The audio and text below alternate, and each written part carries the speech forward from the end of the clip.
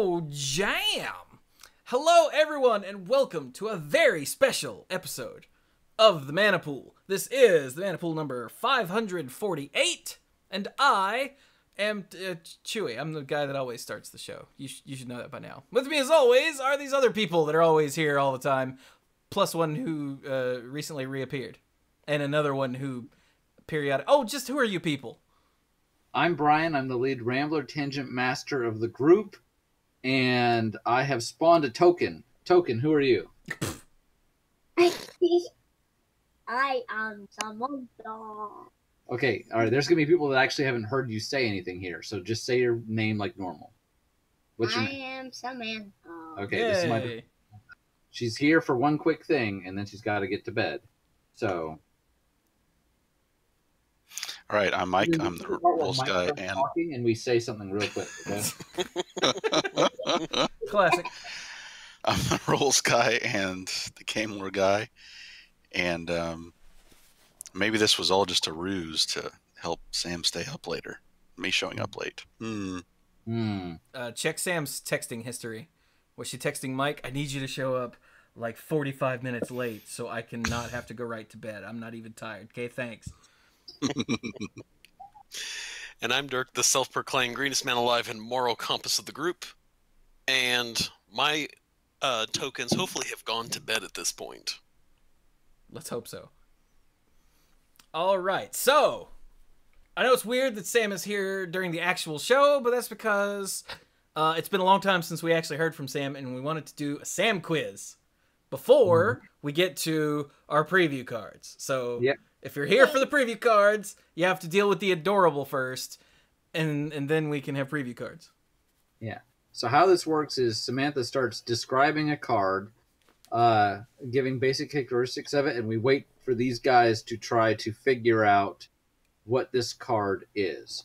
So, Samantha, what is the... Make sure you're speaking clearly, okay? And not so silly this time, all right? All right. All right. What is the background color for this card? Red. Okay. Are there numbers at the top and any symbols?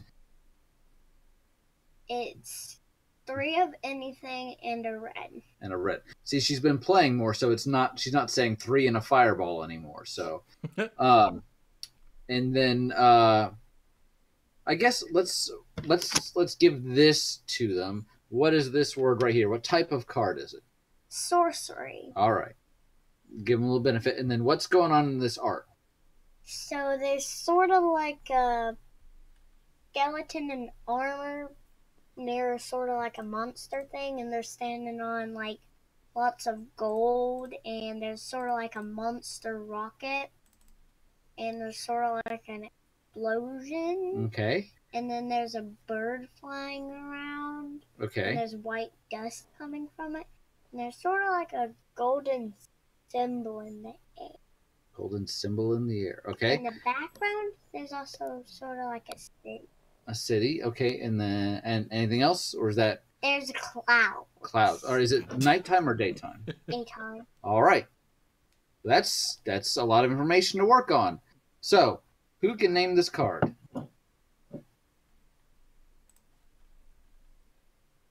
Is it from Ravnica? One of the Ravnica blocks? Yes. Oh, I mean, gosh. you heard city, right? So, I would have guessed Ixalan with some of that description. Okay, let's think again. So, but we're not going to narrow it down any more than that, right? I mean, this. I feel like they should be able to get this. yeah. Okay, maybe narrow it down a little bit. What about the rarity? Oh, I'm going to say this. This is a common. Okay. All right, it's a common from our Ravnica set. Surely we know this. Not if it's a recent one. Okay, I yeah, that's a good I haven't point. played enough limited. I would guess since Brian had it handy for Sam, it's probably a recent one. Probably. You are not incorrect. This is like the longest it's ever taken Mike to find a card. Yeah. Well, I don't look at Gather or anything when we're doing this. I try to just think of one. Well, I know, but Cheese. you I just, mean, usually you don't need Gatherer. You are Gatherer, man. I trust you more than I trust Gatherer. No, I'm slipping on new cards in terms of just being able to recognize them by art. hmm. Not as young as I once was. Well, I guess we'll give it another minute, and then Sam will give you the actual, not the flavor text, but she'll give you the game text if you really can't get it. Mhm. Because I know we keep not the flavor text, not the part in italics, but this part, these 5 words. Okay. Anything from Mr. Trimble? What was the cost again? 4. 3 in a red. Oh, okay. You got it. 3 in a red for a common sorcery.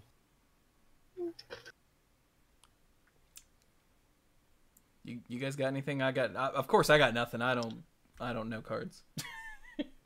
All right. No, I'm not familiar Let's enough keep this one. Go ahead and say those 5 words.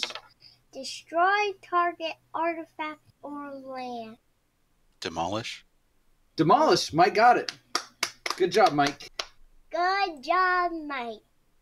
Well done. Okay, hang on. I gotta go to Gatherer. I gotta see this. Gatherer. Name. Home row keys. Demolish. It's pretty cool. It is pretty cool art. I gotta say that. Okay. It was in. What set did you say it was from? Well, he said it was from one of the Ravnicas. Yep.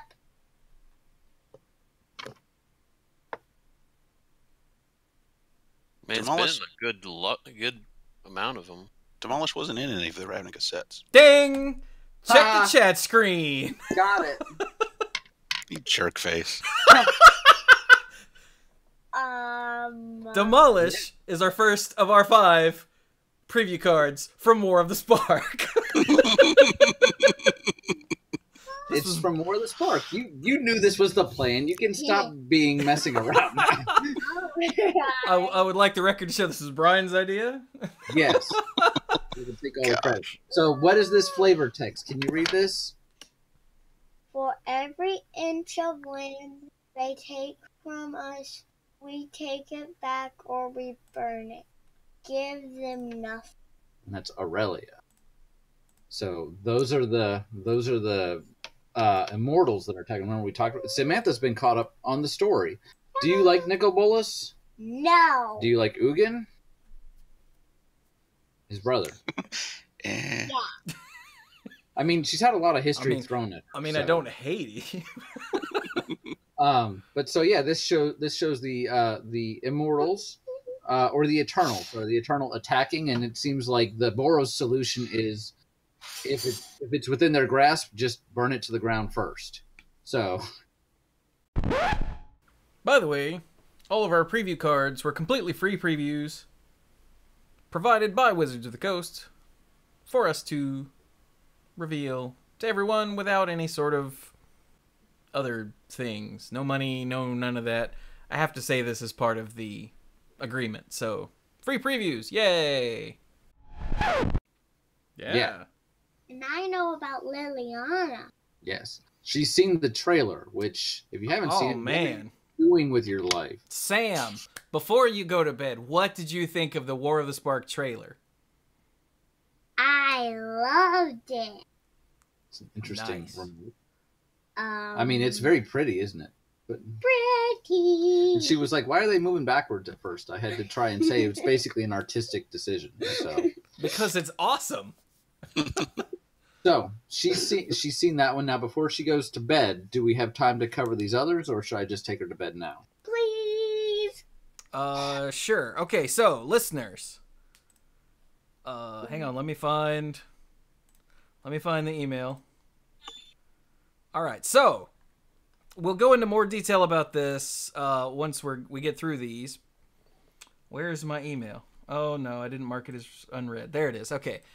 So the way they're doing previews this set is every card in War of the Spark is getting previewed. Every card. including common reprints like I don't know, Demolish. Maybe like that, yeah. Usually, the way they do previews is they show a bunch of the big splashy like mythics and rares the first week, and then the second week they show some of the rest of the rares and like a few key uncommons or something like that, and then at the end they go and here's everything else. But this year, or this set, they're not doing that. Every card is being previewed officially by someone somewhere. So that's even cool. even if it's through the Magic site, that still counts. Correct. But, Now, the reason they're doing this is because War of the Spark is a major story point, right? yeah. Everything Yes. that's going on here is vitally important. So the cards are being previewed on very specific days, like ours is today, the Monday the 8th. All the cards previewed each day are part of the same scene, in air quotes. So our today's scene is, let's see, let me find what Blake said. These cards represent the sky battle going on above Ravnica at that stage in the story. Ravnica goes to war when Bolus's army invades, and one of the theaters of war is in the sky. These cards represent that battle, and other cards previewed on the same day will do the same. So that's really cool. That's really, really awesome. Yeah. So today's scene, like I said, is the sky battle over Ravnica. And we have we have 5 cards, all of which depict some aspects of that battle. Are you guys ready? Ready? And for the record, while Chewy gave Samantha and I Demolish, I have not seen the rest of any of these cards. Neither has Samantha. So we're going to be getting our fresh take. Yeah. 2 for the price of 1, or none. Real quick, what do we think of Demolish? Like, not the card, we all know Demolish, but the flavor of the card. Like, is that Aurelia just torching? Yeah, that's what it looks like, or some other Boros angel. Yeah. Yeah, I think that could be an angel and just casting the fire magic. And I think this is a unique. Every guild is going to react to this battle differently. So the Boros are military, right? So they're going to approach this as a very resources matter, possibly war of attrition if necessary. So striking a key location that I guess they feel like they can't hold, and taking out some of the enemy with it, or depriving them of resources. So from a flavor perspective, I think this is great. And it's technically a sky battle, but we're also seeing how it affects the battle going underneath. So yes? Yes. Okay. All right. Okay, so our next card... Hang on, I have like 15 windows open here to make sure that I do this right. Sounds chilly. Our next card is... I don't think I can drop that from here. Hang on, working on it. Uh-oh. Oh no, where'd it go? I literally dragged it somewhere and now it's gone. Okay, I found it. Sorry, like I said, I have too many windows open. All right, here we go. Our next card is this one. Bam. Huh. Is that what? Okay. What is it, Daddy? Yeah, well, you can see it. Yeah, Daddy, what is it? All right, well, it's Forced Landing. Costs 1 and a green. It's an instant. It says put target creature with flying on the bottom of its owner's library. So if the same cost as Plummet, this is a way to maybe get around like indestructible flying creatures, or the bottom of an owner's library, that's almost better than Exile, or it's certainly better than Graveyard in a lot of situations. Oh yeah. Mm-hmm. For example, like there's that when Mike and Dirk were over, somebody was playing the vampire deck. I think it was Dirk. And there's the vampire you can get back from the graveyard by tapping 3 other vampires. And this removes that from there. The art is kind of interesting. It looks like a drake, the crocodile looking thing here with the wings, is being pulled down by a big green vine, right? Mm-hmm. So it's being forced to go down. But it's also destroying things. Well, yeah, it's kind of it's taken down that building on the Crashing way through a down. window. Yeah. Yeah, this looks like a scene from the Matrix where they're like blasting through some city. The druid knew only one spell, a charm to encourage rapid plant growth. When airborne Eternals invaded her arboretum, she had to get creative. So she threw some roots up there and then used the spell to make them grow bigger, and they tangled up the wings. Okay, cool. Yeah, this is interesting because it shows that the Eternals that Nicol Bolas had in his zombie army Mhm. aren't just the heroes human of ones. trials. The humanoids, on yeah. Amonkhet. This is an Amonkhet dragon. You know, they look crocodilian, Yeah. like Glorybringer.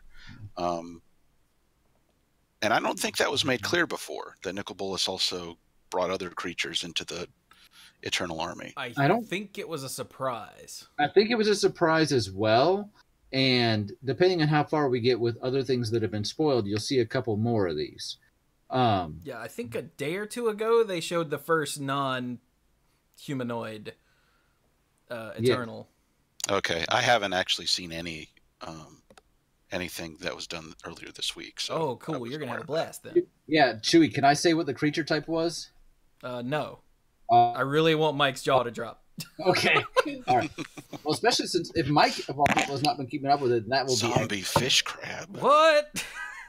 Have All you right. seen the meme that somebody put up Nicol Bolas as Loki saying from the Avengers saying, "I have an army," and then the Prime Speaker Vanifar or whoever saying, "We have a shark crab." No, I haven't seen that.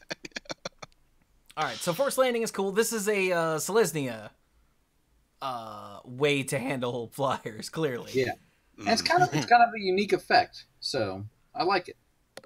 Yeah, I do like this is since this is a new card. This is not a reprint. I do like that. Put a flyer on the bottom of its owner's library for 2 at instant speed. That's pretty cool. It's pretty Oh, yeah. cool. It's great. Yeah. All right, next card. Yeah. What do you want to say, Sam? Oh yeah, Sam, what do you want to say? The art kind of matches what it does. Yes. Mm-hmm. You can look at this is one of these things. Sometimes in art, you may not be able to tell. If you don't see the rest of the card, you may not be able to tell what's going on. This is one that if you look at the art by itself, that's a flying creature, and it's clearly in a downward momentum, and it's tangled up. So you get the sense that This handles flyers. there you go. Good observation. Good observation. All right. Nice. Yeah. All right. We're ready. Dirk, anything? Nope. All right. Next All card. right. Wait, hang on. All right. Now we're gonna look at this, but we're gonna let someone else read it. Okay. Hmm. Ooh. Wait, what is the? What is the what? Okay, well, since it's black, I'll take this one then. So this is the Shriek Diver, which has just the coolest name. For 2 and a black, it's a common 2/1 zombie bird warrior. Yeah. Mm-hmm. It has flying, and for 1 colorless, for 1 generic mana, Shriek Diver gains haste until end of turn. So it's a 2/1 flyer, or it's for 3, or it's a 2/1 flyer with haste for 4. Seems good. I mean, not great because it's a common, but still seems No. good. Not bad. I like the fact that when you draw it early on, if you want to play it on curve, that's fine. Then you attack with it on turn 4. But this is a card that is never terrible late game, and I like cards like that. So it reminds me essentially of a kicker card, because that's really what it is. Whenever you have activated haste, because haste is one of the only abilities that only matters the first turn, it feels like a kicker card. And kicker cards are awesome. It's true. So, I mean, it's not like the most amazing thing. The art is really interesting in that we have the perspective of we are being dived. It's coming right at us. Dived upon. And it's like coming Dove almost upon? right from in the direction of the sun. So the perspective here and the art is just glorious. It's an eternal bird. So it's coated in what's it? Lazotep. Yes. Yeah, so it's a bird. It's an aven, not a bird. I'm sorry. It's an aven holding the two, what are those threshing things called? Sickles. Okay, just sickles. Okay, holding two sickles, dive bombing you from straight up. Yeah. And the flavor text is, it's faster than we are. Draw its attention while the Ledev take aim. And that's by Chantal, Boros Legionnaire. So they're strategizing how to take it down by Ledev. Is that the archers? Yeah, I think that's just another division of the Yeah. Boros. I think the face of the zombie bird warrior kind of looks like a blue goblin face. With the long little bit. nose. I think Yeah. that's a beak, but I see where you're coming from. That might be a face plate, like a mask, because they're covered in that blue metal. You remember when we were talking about the history of magic, how living things can't really go through the blind attorneys anymore? So Nicol Bolas put all these zombies in that metal, right, to help them get through. Whoa, So it's they're- like the opposite of what they did with the Terminators. Yeah. Yeah. Well, it's like the opposite of what they said in Terminator 1 and then kind of didn't follow anymore, since I'm pretty And- sure that And half of 2. half of 2, but then you can't tell me they really gave 2 cents about that with the T-1000. But the T-1000 was awesome, so they're just like hand-wavy nonsense. Yeah, so it's fine. Cool. So yeah. Okay. I do like that it's dive bombing you straight out of the sun. Yeah, Mhm. that's really cool. This is a very dramatic art. Cards with a unique perspective. Yeah. There's the one from Innistrad where like you're the guy in bed and the townspeople are surrounding you. Yeah. That's always been a favorite of mine, just from the like it's not the standard, third party just kind of looking in. It's the, oh, this is happening to me. This seems to happen more on black cards. All right, next card. Next card. I get the feeling this one is for Dirk. Okay, so we'll let Dirk talk about it. Oh, because it's green. That's Because it's why. green. Dirk loves green. All right. So this card's name is Steady Aim. For 1 and a green, it's a common instant, and it's text set, or it says, untap target creature. It gets +1/+4 and gains reach until end of turn. Nice. Yeah. And flavor text says, the archer's heart broke seeing her compatriots die far below, but she held position until the enemy was in range. Hmm. These Selesnya archers are serious. Yeah, Hmm I think that. I mean, that's kind of she sees her friends being attacked below, but she knows what her role is. So, yeah. And you know what? That flavor text made me think of something. I looked it up. The Ledev are a Celestian faction. Yeah, that's what I was thinking. Okay. It looks like she's aiming for sort of like a dinosaur thing. It's like a drake, drake. dragon. Yeah. Mhm. Yeah, And because so, if dragons anything- have arms and wings. Drakes have just wings, right? I think is the magic style. Yes. Mhm. Yeah, and note it's coded in Lazotep 2 for the most Yep. part.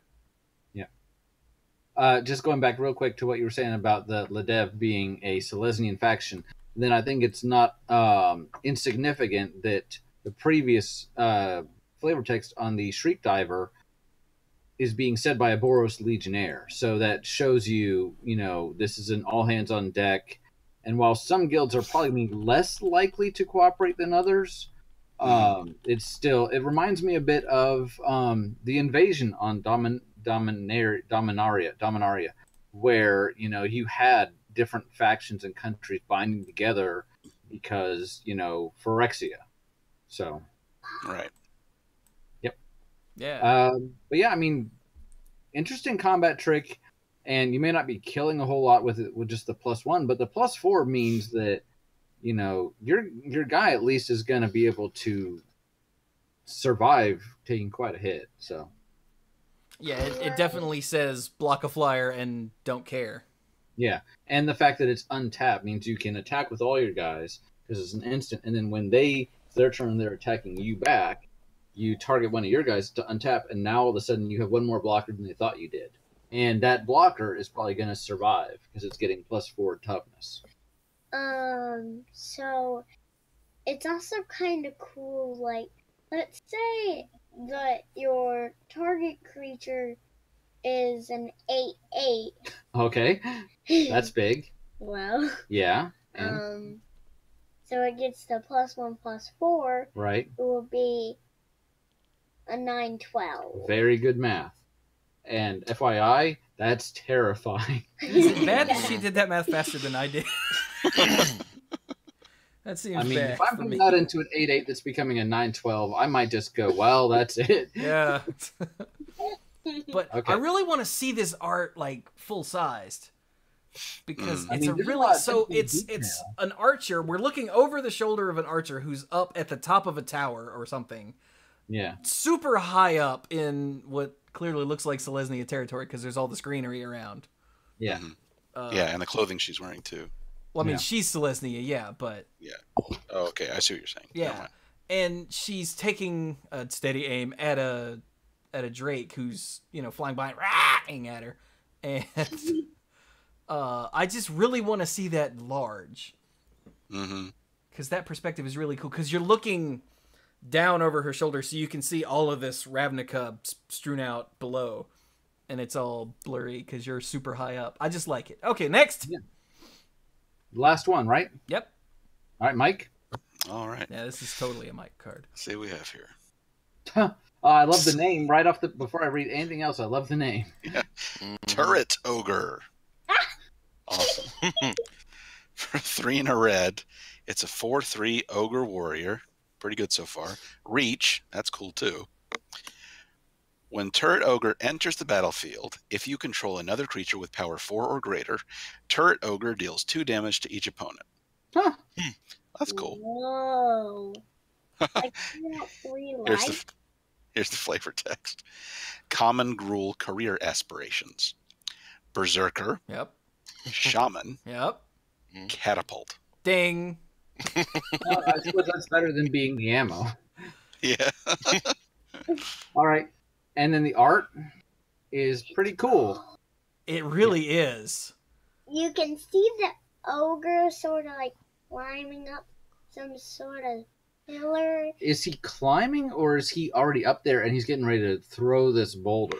Yeah, he's getting ready to throw the rock. I think he looked at it from the perspective of like he's trying to reach up to reach the next place. But from what he does and how he's described, she's getting closer to it. I think he's actually facing this way. I think there's so many muscles you almost can't even see his face. Maybe this makes more sense actually holding the card, Maybe, but yeah. his face kind of blurs into his chest a little bit. Yeah. You seeing that? Mhm. So I think she thought we were looking at his back. Is that right? But look, see, here's his knee. So you're facing forward.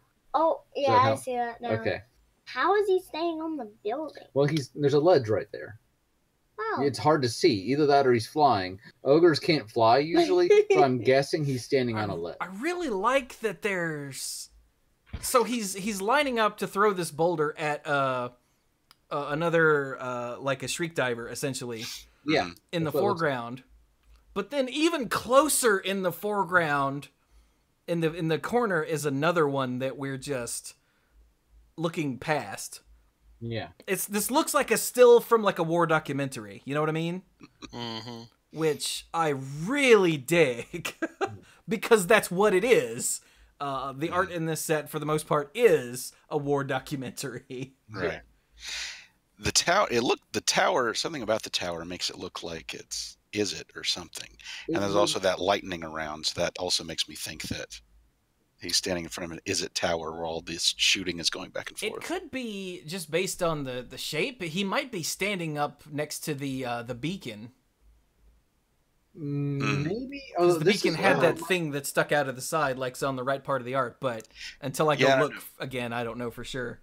But There- like look at Demolish and the tower in the background. That also looks like an is it tower, and that's something about that sticky out part on the side is what made me think of that. That's right. I remember now. This was pointed out, I think, in some of the art descriptions for the original Ravnica.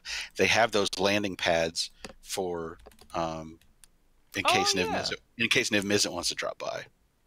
There's a is it card in a previous Ravnica set, and I'm trying to remember if if it's from Overload or it's from the one where you can pay for it multiple times, but you wake up a land basically.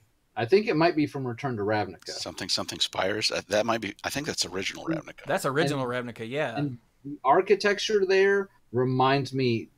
When I saw this card, the first thing I thought of is something Spires. What is it called? Awaken the Spires. Let's just look for Spires. Gather.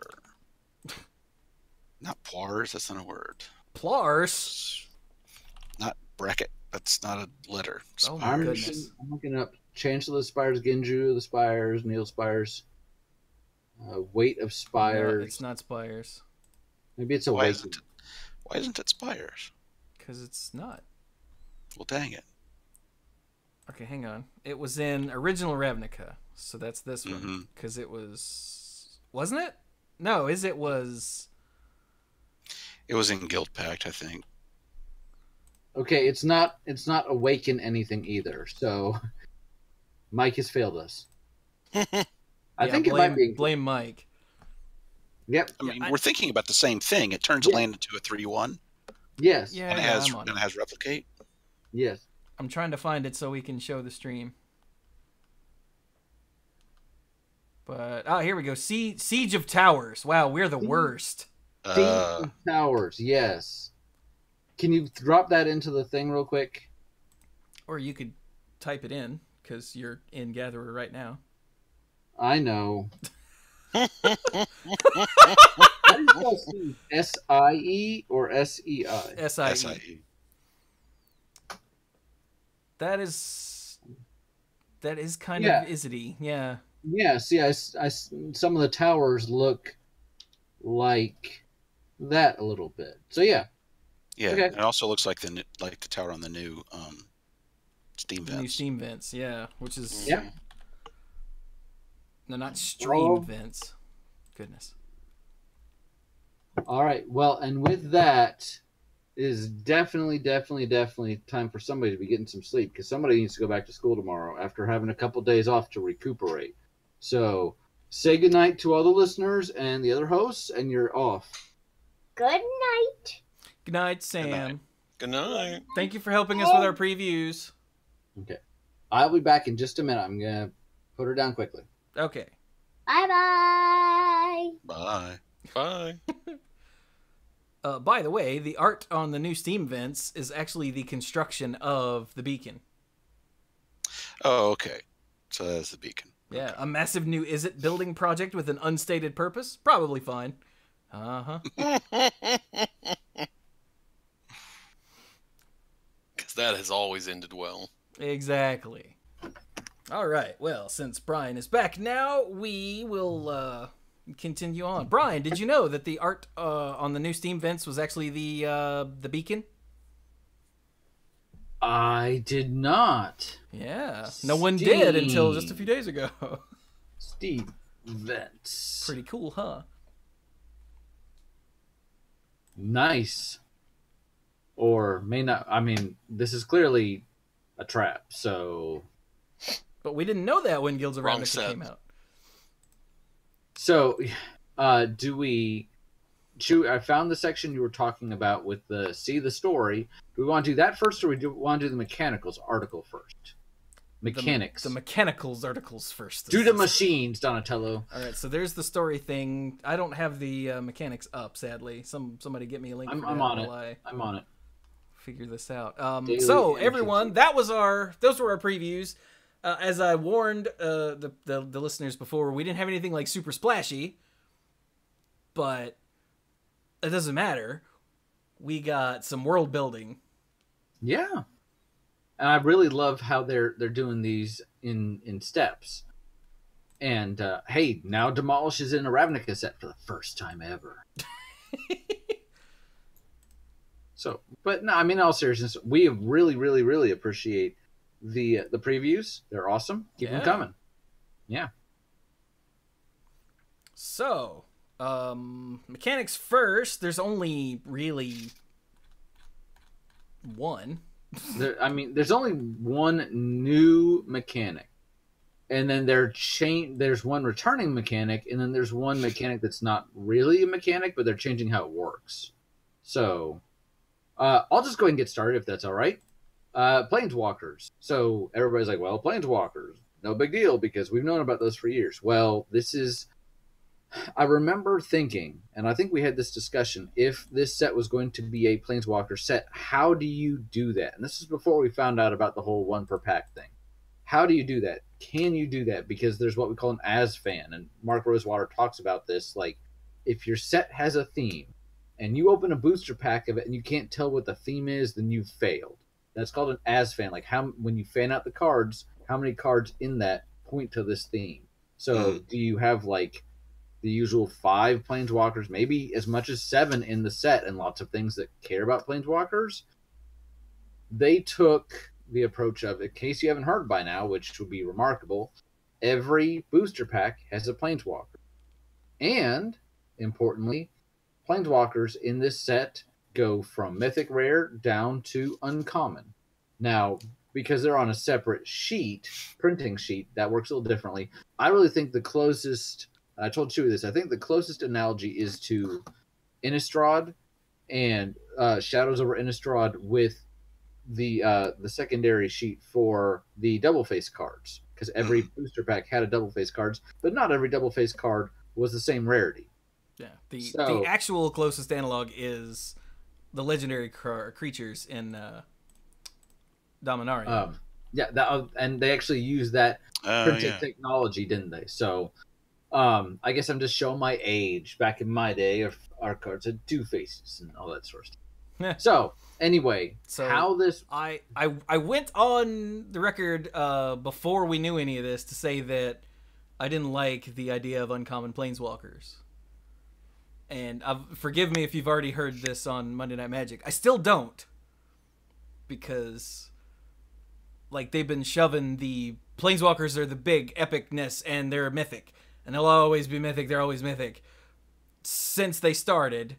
Shut up about the lower 1/5, as Stark said in the Discord server earlier today. If you bring them up, I'll pile drive you. Had there been a mythic rarity at the time, they would have been mythic. No question. And you notice the very next time we got Planeswalkers, they were mythic. Yeah. This is definitely a change in policy, to be sure. Yeah. So, I do love the implementation. I love the design of the different rarities of Planeswalkers, which we'll get into in a second. But I still think it takes away. I also love that they have to do this from a story perspective. They just have to. Yeah. There's no way you could have 36 regular Planeswalkers in a set. As Brian said, when I told him about that, he went, "There's no way they can test that many. Something's going to be broken." I said that because I'm thinking the number... You think about Planeswalkers as they've always been done. 3 loyalty abilities. Some have more. But, like, the amount of testing it would do... they would have to do to make sure something wasn't stupid would be ridiculous. And actually, the interesting thing here, as Drew said with the implementation, is you make easier to understand Planeswalkers, less complicated Planeswalkers, and all of a sudden, it's a lot safer. Takes a little bit away from the story perspective, to be sure. Yeah. But the way that they've done... I agree with you. I'm a little, hesitant, but the way that they have done it with every Planeswalker I've seen so far... these still feel interesting. Oh yeah. And I still feel like when I'm going to be going through my boosters, yes, when I see a Planeswalker, if you see a Planeswalker in other sets, it's almost certainly, unless it's not meant for limited at all, it's almost certainly like a build around me card. That I still think I'm going to be looking at the Planeswalkers first, but and then removal probably. But these are really interesting. So the uncommon ones. Okay, first of all, all the Planeswalkers in the set, all of them have a new ability that Planeswalkers haven't. Not counting, this can be your commander or the original Flippy Garrick. They all have a static or triggered ability, a non-loyalty ability. All of them. All of them. And, like, from the get-go, I remember, like, after the lower 1/5, and then maybe Alara, I was, from the first time I saw Planeswalkers, I was super excited. because I love new things. Unless they're absolutely terrible, I'm a Johnny at heart, and I could not wait for the day when you could actually build like a Planeswalker deck. After this set, you'll be able to build a Planeswalker commander deck that is literally all Planeswalkers. Is that a good idea? Probably not, but you could. But so I actually mocked up some, and I actually think I thought of one or two with static abilities. And I'm not saying I was ahead of the curve, because if anything, this was years ago and they never did it. And in fact, in Mark Rosewater's article on Monday, he actually talked about they had held off on doing this 4 years. Basically, that the idea came up very early on, and he said no, because as we've heard him say before, while there's plenty of ideas out there, whenever you go into new design space and you're kind of defining what something can do, you have to be really careful with it, right? Yeah, and you don't want to define that space too easily or too quickly. So it's obviously this is something they've actually had on their mind for a while. Yeah. So everyone has a static ability. Well, and then a static or triggered ability, a non-loyalty ability. Yes, thank you. Then the uncommon ones have one loyalty ability, and I believe they have said it's a minus. Yeah, it's a minus. Well, no, neither of them increases loyalty, so there may be one that has like a -0, but none of them. So they only tick down. Brainstorm. Ah, sorry. It's fine. It's not a free brainstorm. You have to pay for it. I don't know why everybody's freaking out. Jeez. The rare ones will have the static ability, non-loyalty ability, and 2 loyalty abilities. Usually one that can make it go up and one that can make it go down. I don't think they've said specifically it has to be a plus and a minus. I don't think so. And then the mythics have normal planeswalkers with a non-loyalty ability. Yeah, it's 3 abilities, so it almost feels like a 4 ability planeswalker, just not with an ability you can't actually activate. All right, Brian, you're belaboring the point. All right, first example, Tybalt, Rakish Investigator. Already the best Tybalt Instigator ever. Sorry, Instigator. I'm so used to Jason Noir being an investigator that's just, I see someone dressed dapper and those letters, and that's just where my brain goes. Mm-hmm. All right, Mike, you're so smart. What's he do? All right, for 2 and a red, an uncommon legendary planeswalker that starts with 5 loyalty. The non-loyalty ability is your opponents can't gain life. Whoo! Yeah. The loyalty ability is -2. Create a 1/1 red devil creature token with, when this creature dies, it deals 1 damage to any target. I have to say, I think I've heard a little bit of feedback, and some people are not pleased with the fact that some of the uncommon planeswalkers basically feel like enchantments. I actually really love this design space. I think it's amazing because it allows you to play with this kind of ability, but put it on something that the opponent can attack. And so the dynamics here are really interesting. Your opponent plays this, and then you have the option, does this really matter to me or not? And if it does, how much time do you spend attacking Tybalt versus the opponent? Do you try and find a destruction spell, or do you go at it? Because think about a game where you could literally attack an enchantment. And I think for basic Magic, that starts to I have wanted to do that so many times. Yeah. I think on a basic level, it's good that in Magic you can't really do that. Like, you can't deal damage to a non-creature artifact, as cool as that would be, like if artifacts had durability or whatever. But at the same time, you know, at a certain point in the game, it becomes too complicated. So, but doing this is super interesting. And I think he was an awesome one to show at the beginning. And already, like I said, poor original Tybalt, you know, this version at uncommon is superior. So, it is. I'm sorry. I do wonder a little bit why Tybalt showed up to this war. I wonder if it was something like, hey, I heard people were stabbing each other over here. Can I get in on that? This will be great. I think that's it. I think that's it. I mean, not everyone has to have altruistic motives. I think most planeswalkers are probably just very glad that Garrett decided not to show up. Yeah. All right, so we've got a gazillion cards to get through as many as possible. Yeah. So let's keep going. Next up, we've got one of our 3 mythics, not counting the buy a box promo, which is technically mythic, but not really. Yeah. So yeah, there are 3 mythics. That's the only number I remember. There are like 10 rares and 13 or something. 10 and 3 and 13 is 36. Yeah, so 13 uncommons. So Okay. this is Liliana, Dreadhorde General. Whew. This Wait. art. Hey, This Dirk, art. have you seen this card? I haven't done much reading, so. So this one is Liliana Dreadhorde General for 4 and 2 black. Legendary Planeswalker Liliana with 6 loyalty. Her static ability is whenever a creature you control dies, draw a card. Does not say non-token. Mm-mm. Mm. Just whenever a creature you control dies. So, first ability is a +1. Create a 2/2 black zombie creature token. No, don't let her make more zombies. So her next one is -4. Each player sacrifices 2 creatures. Oh. Seeing as she's making zombies. Huh. Mm-hmm. -9 is her limit break. Each opponent chooses a permanent they control of each permanent type and sacrifices the rest. This is utterly ridiculous. Gosh. I That's know it also costs 6. a white but- ability. Yeah. As we found Well- out on Monday Night Magic when Clues was convinced that there was a black card that did this, and all we could find was a bunch of white cards that did this. Yeah. Cataclysm is the one that This is jumps to mind. this is Cataclysm. So it costs 6, and that's expensive. It starts with 6 loyalty, but I can see you throw her down and you immediately -4 immediately. Yeah, because and it then- says your opponent loses 2 creatures and you draw 2 cards. Like, Yeah, Yeah, if you if have, you have 2 creatures up. or maybe you draw a card, or maybe you don't draw anything, but your opponent loses 2 creatures, and then next turn you immediately use a +1.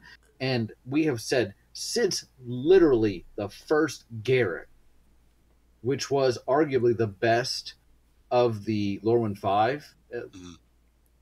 a Planeswalker's ability to protect itself, and especially when it does that through making roadblocks, that is immediately a flashing warning sign. You know that there's something going on here, and it's a plus ability. How many Planeswalkers have a plus ability that actually creates a creature?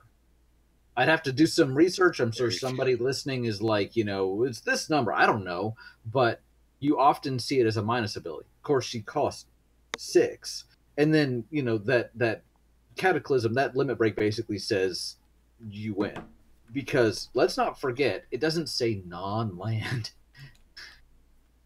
So, yeah. No, we got a lot to go through, but this is worth paying attention to. yeah. So this is the Tybalt has a static ability, and Liliana has a triggered ability. They just picked 2 to show off. Yeah. Those 2 abilities there. It's pretty sweet. Yep. Also, scrolling back up to the top, if you haven't watched the War of the Spark trailer, do it. Do it Do it. with audio, Yes. not like on your phone. Put it on a monitor somewhere or like a tablet where you can see it because it's pretty. I was out on Sunday, and I called Shuey because I thought he had said that the panel would be at 4:00, and I looked at his text. And I'm like, that says before the final 4, not 4:00. So I was like, when did that start? He's like, 2 hours ago, and I'm like, oh. And he's like, but when you get home, watch this video. I'm like, well, I'm heading to a restaurant that has Wi-Fi. He's like, no, No. watch it at home. And I'm glad he did. Yeah, the first time we watched it live on the stream was without sound, so that sucked. But for those of you that haven't seen it, stop listening to us and go watch it, and then come back. We'll wait. But if you hit pause, we'll wait anyway. But it's not like animated card art. It's full on like Blizzard style animated short. It's rendered in 3D and it's beautiful. They did such a good job.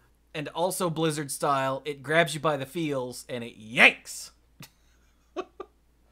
They've been learning. I appreciate that. Yeah. Okay, moving on. Next So- ability is called Amass. Brand new ability. Yeah, and it's really cool.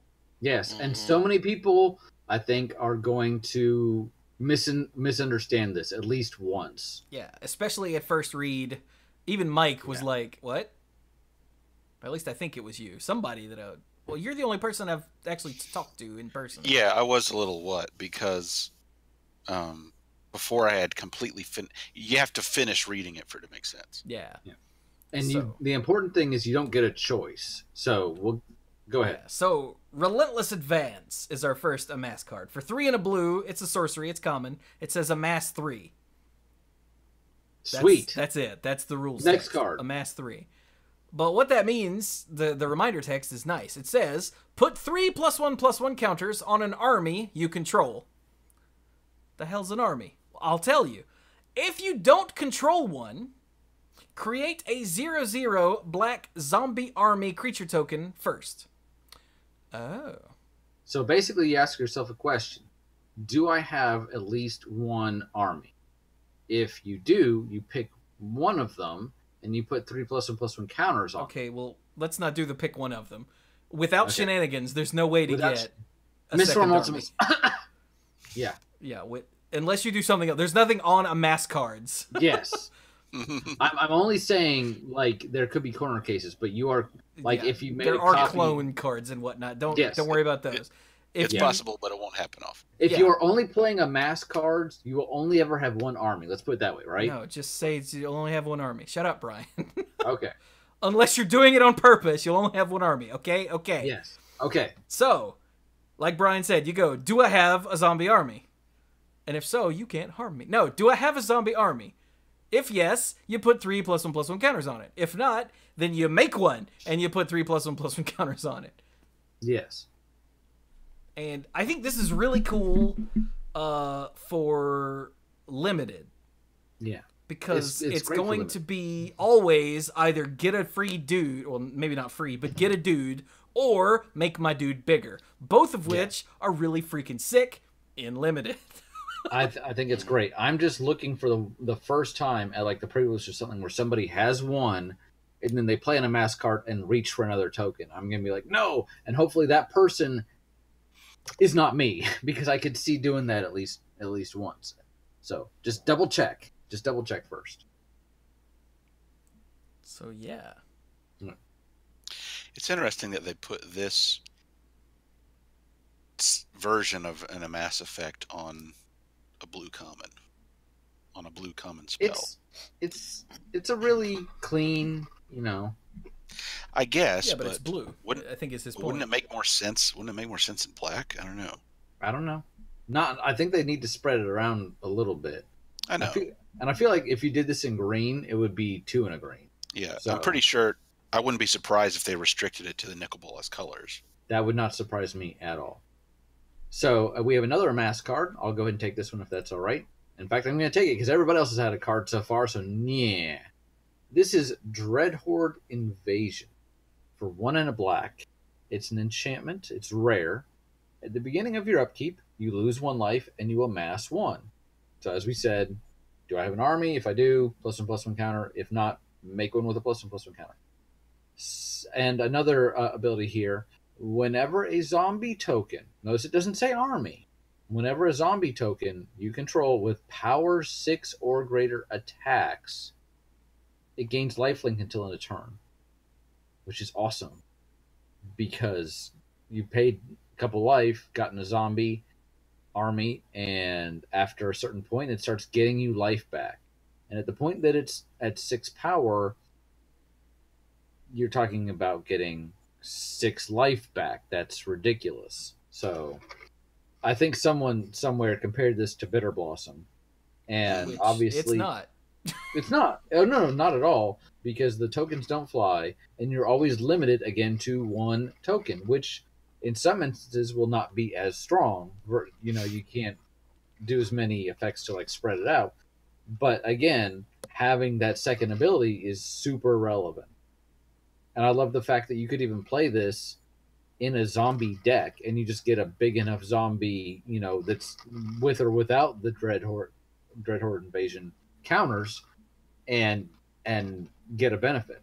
This would go right in the Cedrus EDH deck, like immediately. Then they show us some tokens, and the first time I looked at this article, they wouldn't load, and so I'm seeing them for the first time today, and that's awesome. That's awesome. You got one where it's a single guy, and there's like another one kind of starting to come up behind him. And then the next one where there's a couple more around them, and you see some more coming up in the distance. And the last one is when you've got like 5 or more counters on it, and it's I really want to collect these, and like as I'm amassing, start trading them out. Like, oh, it's got 3 counters on, I'm gonna put this one on it now, you know. So what do we? It's really cool how the zombie in the front doesn't move either. He's just yeah, because he doesn't need to. He's a zombie. So we need to keep moving, but real quick, what do we think of Amass? Chewy says good for limited, and I agree. Yeah, it's a really neat mechanic. Mm-hmm. Yeah. And It's very also flavorful. that mechanic that they'll put on other cards, like do a thing and amass some number while you're at it. Oh, Yeah. Yeah. Because essentially you can't, because they're +1/+1 counters. I mean, you'd have to deal 3 damage to kill the mass 3/1. Yep. Because I'm just looking at it going, it felt like for us a little bit like it was like what's the AV, the ones that have the counters on them that whenever you deal damage, they removes a counter. Oh God, no, none of that. Oh, the Phantoms? No. Those things are terrifying. These are just like Relentless Advance is really on an empty board. It's a 3/3 for 4, which is fine for a blue common. Yeah. Right. Yeah. Yeah, especially in limited, it's fine. It gets you a body basically. And yeah, if you it's already just- have they're one, just- then it's +3/+3. Yeah, they're just zombies getting bigger. Yeah. No shenanigans, just zombies that get bigger. And again, it's you're only going to have one at a time. And yes, as I alluded to before, if you move outside of standard, or I mean, even if you use copy effects, like there's the one with Jumpstart in Ravnica, Guilds of Ravnica, but you could have more than one. But just playing with Amass cards by themselves, as far as we have seen, you're only going to have one army at a time. But I love that. It says right below this, Amass was designed so you control one army at most at any given time, but there are several ways around that. There's several. And I love the fact that Mistform Ultimus is now a one-man army. Oh my God. All right. Next. Best returning mechanic ever. On the phone with Chewy, I was asking about the presentation. He said, what is the mechanic that would work best with Planeswalkers? And I thought about it for 2 seconds. I said, was not 2 seconds. okay, that's being generous. I said proliferate. Just expecting him to say, well, yeah, that'd be nice. And he said, yes. He just kind of left it. And I'm like, no. They did. Anyone that's been listening for any amount of time, well, okay, it hasn't actually come up all that often, but proliferate is probably... Proliferate and Imprint are my 2 favorite mechanics of all time. Why? Because they are Johnny-tastic. They are, like, amazing, the stuff you can do with these. Last time... So yes, Proliferate is back, by the way. I'm like, going all over the place. Proliferate is back. And Mike, what's Proliferate do? I don't know if you're trying to trap me because they changed it. They did? Yeah. So Proliferate, as it's going to do right now, the reminder text is choose any number of permanents and or players. Then give each another counter of each kind already there. Before, you would just choose a counter of some type that was on the object that you wanted to proliferate, and add one of that. Yes. But now it does it for each different kind of counter on it. I see. This has been And they say here in the notes. They say here in the notes that the vast majority of the time this only matters for a player, since they try to avoid as much as possible piling different kinds of counters on a creature. Yeah. So, for instance, back in the day, if you had an artifact creature that had a charge counter for some reason and a +1/+1 counter for some reason, and you proliferated, you had to pick one of those types of counters. But now it will get one of each. I missed that. Thank you, Mike. Or if Thank you had an Ebon Praetor that had a +1/+0 counter and a -2/-2 counter on it, you could have chosen one of them. And But it's now important. It's important to remember that you choose a number of them. So, say you wanted, for example, to give one of your opponent's creatures a +1/+1 counter if it already has one. Say for one of those white effects that says destroy a creature with power 4 or greater, whatever. You can do that with as many things as you want, or as little as you want. Mhm. And in a set with planeswalkers, loyalty counters are a thing. Yeah. Yes. So there's an example here. Mike, do you feel like your capacitor is charged with enough flux? So the Flux Channeler. For 2 and a blue, it's a 2/2 uncommon human wizard. Whenever you cast a non-creature spell, proliferate. Inform our allies in the 10th and throw the circuit. It's about to get weird. That's the flavor text. Yeah.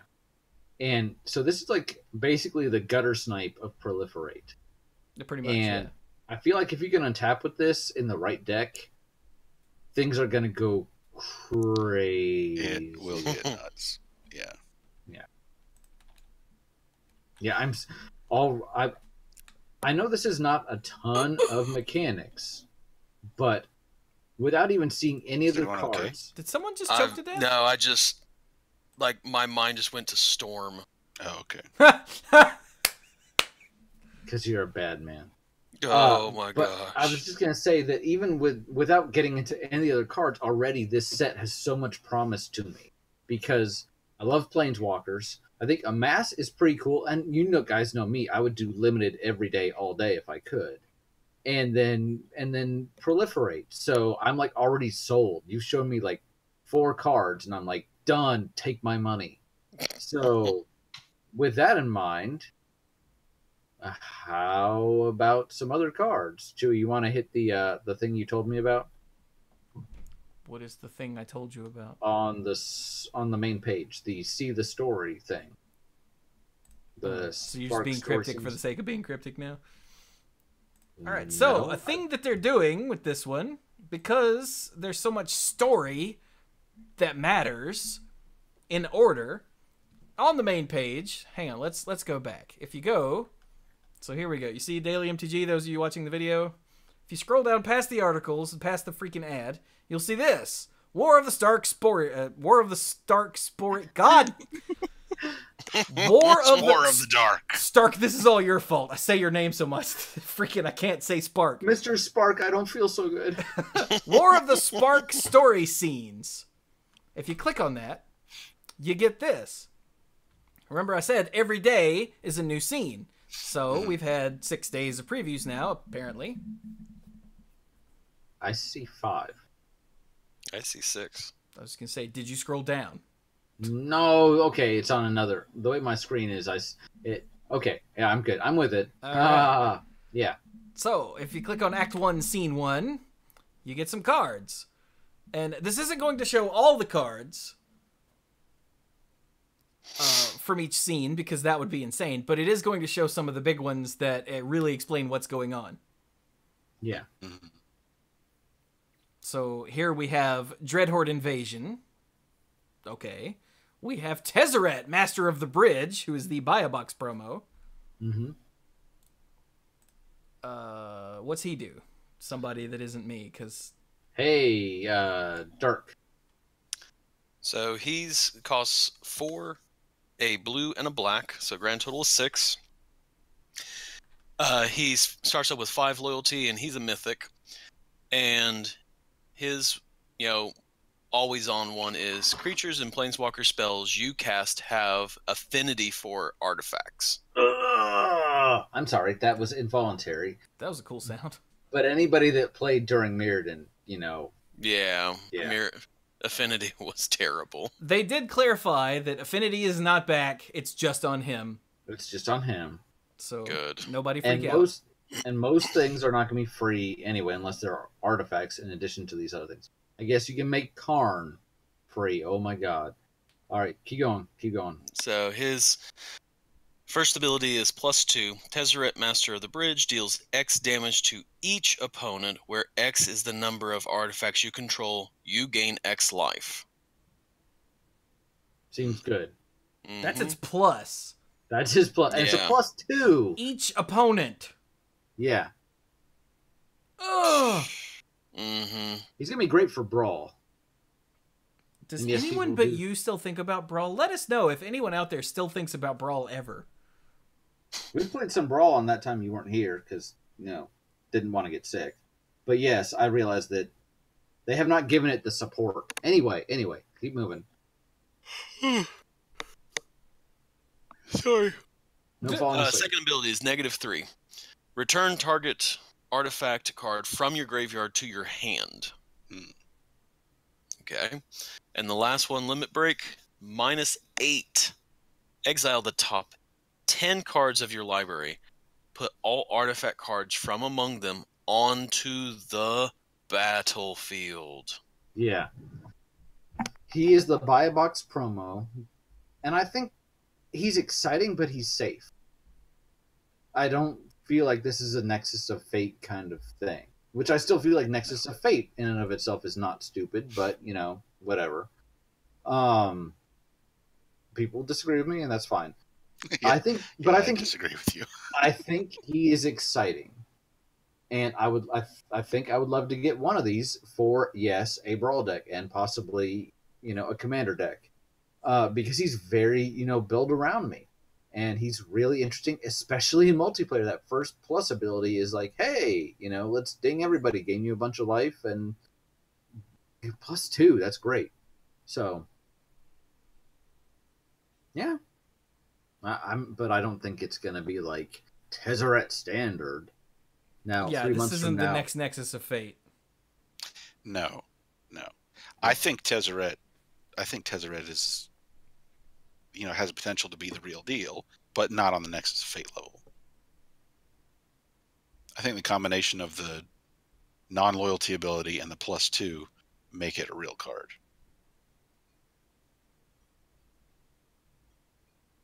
all right. Next, All right, the Cruel Celebrant Oh, is a man. vampire I love with this no card. job. yeah, you would, wouldn't you? Because No job having vampires. That's why. Yes, correct. A white and a black. It's an uncommon 1/2. Whenever Cruel Celebrant or another creature or planeswalker, I missed that, or planeswalker you control dies, each opponent loses 1 life and you gain 1 life. Each opponent. Each opponent. even Blood Artist said target opponent. Yup. Yes. The difference is Blood Artist cares about your opponent's creatures dying as well. Yeah. So that's not insignificant. But You know what she goes great with? Liliana. I was just about to say. yeah. Let's see. you just- Kill 2 things. Draw 2 cards. Drain Gain 2 2 life. You all lose 2 life. Mm. Yeah. And, not to mention make chump blockers all day long. That when they die, you draw cards and you drain them of life. And, she's Orzhov colors. And so much stuff in there. Like, there's a lot of black effects that, sack a creature to do something. And there's a lot of white effects that are like, hey, you gain some life. Good for you. So Yeah, and there's the afterlife mechanic that makes a bunch of tokens. And this, I think, is really important story-wise because you have this whole war coming, Nicol Bolas coming, and people reacting in different ways. And this is a representation of people that are very opportunistic and are just saying, it's a party. The flavor text here is, whichever side wins, I'm sure the banquet will be superb. So she really couldn't Care less. care less. As long as she doesn't die along the way, which may be a bit much to hope for with the way things are looking. I don't know if this is necessarily evil so much as it may be very naive. Well, remember, this is scene 1, so Yeah, like nothing's even happened yet. This is all build up. Yeah. So the Yeah. next card is the Interplanar Beacon. It's an uncommon land. And it says, whenever you cast a Planeswalker spell, you gain 1 life. It taps for colorless, or you can pay 1 and tap to get 2 mana of different colors. Huh. Spend this mana only to cast Planeswalker spells. And this doesn't come in untapped. So I think this could be really cool. Does. This does not come in tapped. Okay, there it we comes go. in untapped. I use too many negatives or not enough or something, so it comes in untapped. But yeah, so this is the beacon. I guess they're testing it out or something. I guess. Because it's not till scene 3 when we actually fire it up. Spoilers. Yeah. And then the last card is Vraska. Hey, Dirk, you should tell us about Vraska. So Vraska swarms Imminence for 2 and 2 hybrid black-green mana. So grand total of 4. Uncommon Vraska starts off with 5 loyalty and has the built-in ability, or the non-loyalty ability. Whenever a creature you control with Death Touch deals damage to a player or Planeswalker, put a +1/+1 counter on that creature. Love it, because it's so much tension there with Death Touch. Do I throw my own stuff in the way knowing that it's going to die? And so if you let it through, it gets bigger. There was the Viper from Cold Snap that Viper. had yeah, and I love that tension. It's no matter what the opponent chooses, you're either killing something or drawing a card, and this encourages you to think a whole lot about that when you're building a deck. And all of a sudden, something that just has Death Touch, like Mike's favorite 1/1 for ones with Death Touch, become even better. And now there's a lot more pressure on the opponent to think, can I answer this? Can I answer it quickly? Because there's a big difference between a 1/1 with Death Touch and a 3/3 with Death Touch, because all of a sudden it's starting to get much harder for you to kill. So, yeah. And the activated ability is -2. Create a 1/1 black assassin creature token with Death Touch, and whenever this creature deals damage to a Planeswalker, destroy that Planeswalker. Death Touch for Planeswalkers. Yeah. Yep. That's an awful nice Tezzeret you got there. And it feels... It'd be awfully terrible if something were to happen to that Tezzeret you got there. My Tezzeret costs, more money and mana than your silly uncommon. Oh, it's gone now. And this feels super like Vraska. Like, some of the uncommon Planeswalkers, I don't know how much you'll be able to look at it and say, okay, that's definitely whoever this is. I'm not saying you won't, but maybe you will, maybe you won't. This feels 100% like Vraska. So, yeah. Good job, everybody. Also, this is the first Planeswalker that they showed at the PAX panel. Was it? They didn't even mention the hybrid mana. Like, nobody called attention to it, but chat noticed. I do like that she starts with 5 loyalty, which means you can get 2 assassins out of her, but you can't -2 her until she dies, because then you lose the static ability. Yeah. So it's a way to get all the use out of her, but still have her sitting there and being useful. Yeah. Unless you use like a Yes, unless you have shenanigans, Brian, yes. Yeah. It dies to Doomblade, yes. There are always shenanigans. This doesn't die to Doomblade. No, it's the same argument, though. I know. I'm just messing with you. All right. That's Act 1. So that's what we saw for Act 1 in the story page here. Act 1, Scene 1. Act 1, yes. Scene 1. Act 1, Scene 2 is when all hell breaks loose. Yes. Things go from like, oh, things are looking bad, to be like, no, the badness is here. Yeah. Right up. Like, look at this very first card. Somebody read Emergence Zone. Emergence Zone is a land. It's an uncommon, just like the Interplanar Beacon. But this one, you can tap for a colorless, or you can pay 1, tap, and sacrifice Emergence Zone. You may cast spells this turn as though they had flash. And yeah, so it's like all sudden zombies, sudden army, sudden death. The planar bridge opened over the chamber of the Guild Pact, reducing the symbol of Ravnica's endurance to rubble. You can't tell me that that's not on purpose, that they picked that spot just at random. It's literally the heart of Ravnica. And Yeah. they're like, nope. And you can tell that, like, this is living proof that Jace is bad at his job. This is, I mean, if we didn't know it already. Because he's not dead, even though the chamber of the Guild Pact just got blowed up.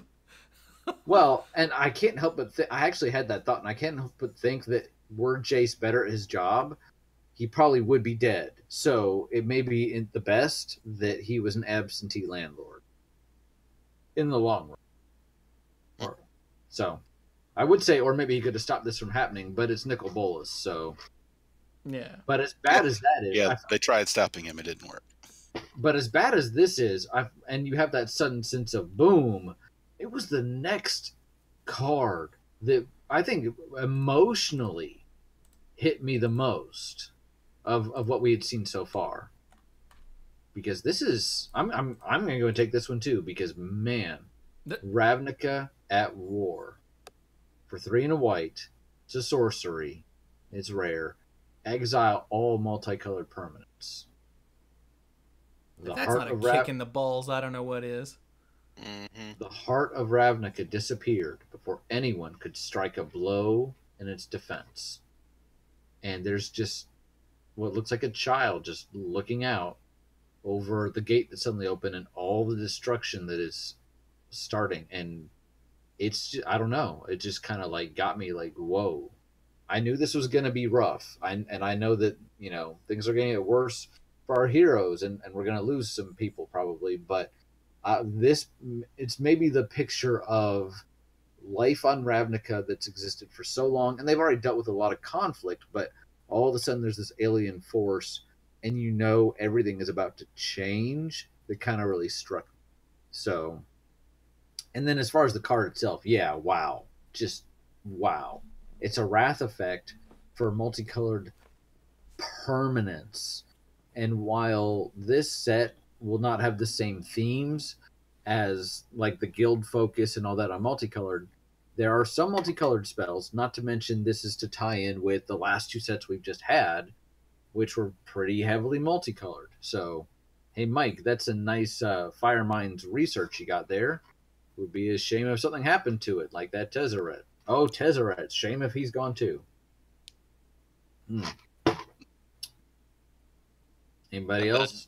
This works pretty well into the Amass, because the Amass is going to be one colored. So you're not getting rid of that. Yeah. Flavor-wise, it's right on spot. Army keeps on trucking. Speaking of an army, got the Herald of the Dread Horde. For 3 and a black, it's a common zombie warrior that's a 3/2. When Herald of the Dread Horde dies, amass 2. And its flavor text says, Amonkhet's dead flowed into a new world in service to their god Pharaoh. So the army's here, and from a mechanic standpoint, in limited, a 3/2 for 4 isn't great, but it's not terrible. The 3 power, but then when it dies, it gets replaced with at least a 2/2. So that's 2 threats for you to have to deal with. That's pretty strong. It's not game breaking. It's really good stuff. But for a common, that's really good. That reminds me of, I think it was the Kavus that used to be where if it dies, it splits or it does something when it dies. Not the Penumbra creatures. Yeah, he's That's thinking it. of the Penumbra Kavu. He is. Yep. But yeah, I love the art on this one too. I don't know why, but something about the Dreadhorde just looks scarier on this particular piece of art. Yeah. I mean, they're cool on the next one, but this one they're much more imposing. It's an intimidating looking art. Yeah. And so far, the art that that we've seen for this has been one of, the flavor and the art have been one of, the end is coming. And these are the harbingers. Mm-hmm. All right, so next card is Invade the City. Which, you know what? This is totally a Mike card. It is a Mike card. It is. I'm surprised you didn't tell me that outright. Invade the city. Hey, Mike, it's a card. Thank you. For 1, a blue, and a red, it's an uncommon sorcery.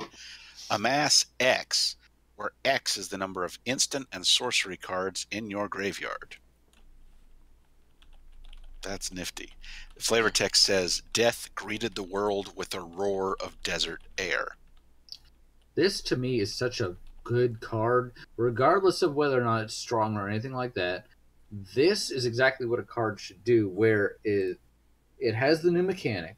It seems like it's costed fairly, but it scales, so it really gives you the opportunity, especially for, shenanigans and zombie-ish and all that, to go like wild. But it also ties in so well with the Is It faction so far, so it kind of goes off it incorporates themes and ideas from other sets that are still in standard. So this, to me, is like a perfect marriage of everything. And yet it doesn't feel like an Is It League card. It's clearly the zombies. So the design here, I think, is like spot on. Just perfect. Yeah. And it's like, in the right deck, you don't even have to try hard to be getting 3 mana 5/5. It's like, No. sign me up for one of those. Hey, rules question for Mike. I think I know the answer, but let's go ahead and nip this off in the bud. I have 2 instants and sorcerers in my graveyard. Let's say, I don't know, a shock and a lightning bolt. I play Invade the City. I don't have any zombies out or armies or whatever. Do I have a 2/2 or a 3/3? You have a 2/2 because moving the spell from the stack to the graveyard is the very last thing you do after you're done resolving it. And that is exactly what I thought, but given that this is itself a sorcery, I thought that might be a good question for our listeners. All right. Good cover. Yeah. I was just about certain that was the answer, but all right. Next up is Liliana, who we talked about already, and the final card in scene 2. It has just the best name, Widespread Brutality. Because remember, I think it goes well with the video. Oh yeah, this is when the army, the Dread Horde army, first shows up. The emergent zone pops open, and the zombies pour out and start. I can't say that on the show. Start messing stuff up. Yeah. For 1 black, red, it's a rare sorcery that says amass 2. All right, we know what that does. Then the army you amassed deals damage equal to its power to each non-army creature. Ooh, damn. Yeah, this is scary. The only thing that keeps in check and limited is that it seems like there's enough amass cards that your opponent has a decent chance of having their own army, but still. This says get a creature, then deal a decent amount of damage or possibly a lot of damage to each other creature. That's never gonna be not good. I mean, because the one benefit is that it will also deal damage to their non-army creatures too. Yeah. Mm-hmm. Yep. But still, I mean, if you've got a 2/2 zombie army and you play Widespread Brutality, you have a 4/4 and you just dealt 4 to all the other stuff. I'm cool with that. Yeah, that's very, very good. Yeah. Yeah. And then you swing for 4 and you laugh. I'm glad that this is a rare. Oh yeah, this needs to be a rare. Yeah. Because for 4 mana, that seems kind of cheap for that ability. Mm-hmm. Yeah. All right, so that is Act 1, Scene 2. All right, Scene 3. And what was taking a step back for a second. Okay. Just taking a step back for a second to Liliana because we hadn't talked about it. So Liliana is in charge of the zombie army. Now we see that, okay, Nicobolus probably had in mind all along that she was going to be enslaved and in debt to him. And now he has this very, very powerful necromancer in charge of an extremely powerful zombie army. Yeah, that's not a coincidence. Yeah, He's manipulated her for a long time. Bolus essentially took control of her contracts. Yeah. And said, if you even think about betraying me, I will end you. And she's like, oh. Huh. Yeah. Well, dang. Yeah. So that's why she is leading the army. But if you watch the trailer, you see that it doesn't take her terribly long to think about turning against him. And he tries to end her, and then the trailer ends. Yeah, so we don't know what the end result is. Yeah. So far, the one thing, too, is that the only planeswalkers that are mythic are on Bolus's side. Well, the 3 mythic planeswalkers are Liliana, Bolus himself, and Gideon. We do know that officially. And Tezzeret. Tezzeret's not in the set, but okay, sure, and Tezzeret. Okay. Well, the that's 3 that you can get in boosters are Liliana, Bolus, and Tezzeret. Damn it! Liliana, Bolus, and Gideon. Well, Gideon represents, yeah, Gideon's on the good guy's side. Yeah, but he also represents possibly one of the greatest threats to Bolus. To Bolus, yeah. Possible.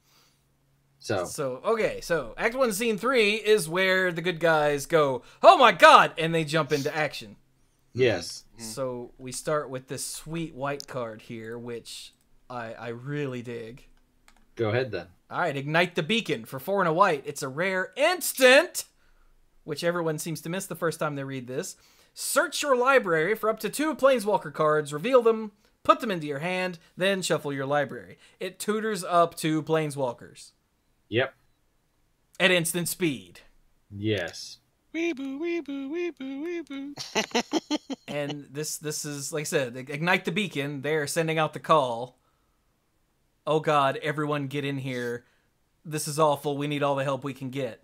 This is the moment. Yeah. And the flavor text is, if you can't save yourself, you fight to give someone else a chance.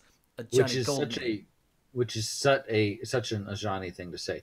Keep in mind, I think that Ajani is going to have a part to play in this because as of right now, he's the only living planeswalker to really kind of face off toe to toe. Bolus. Yeah.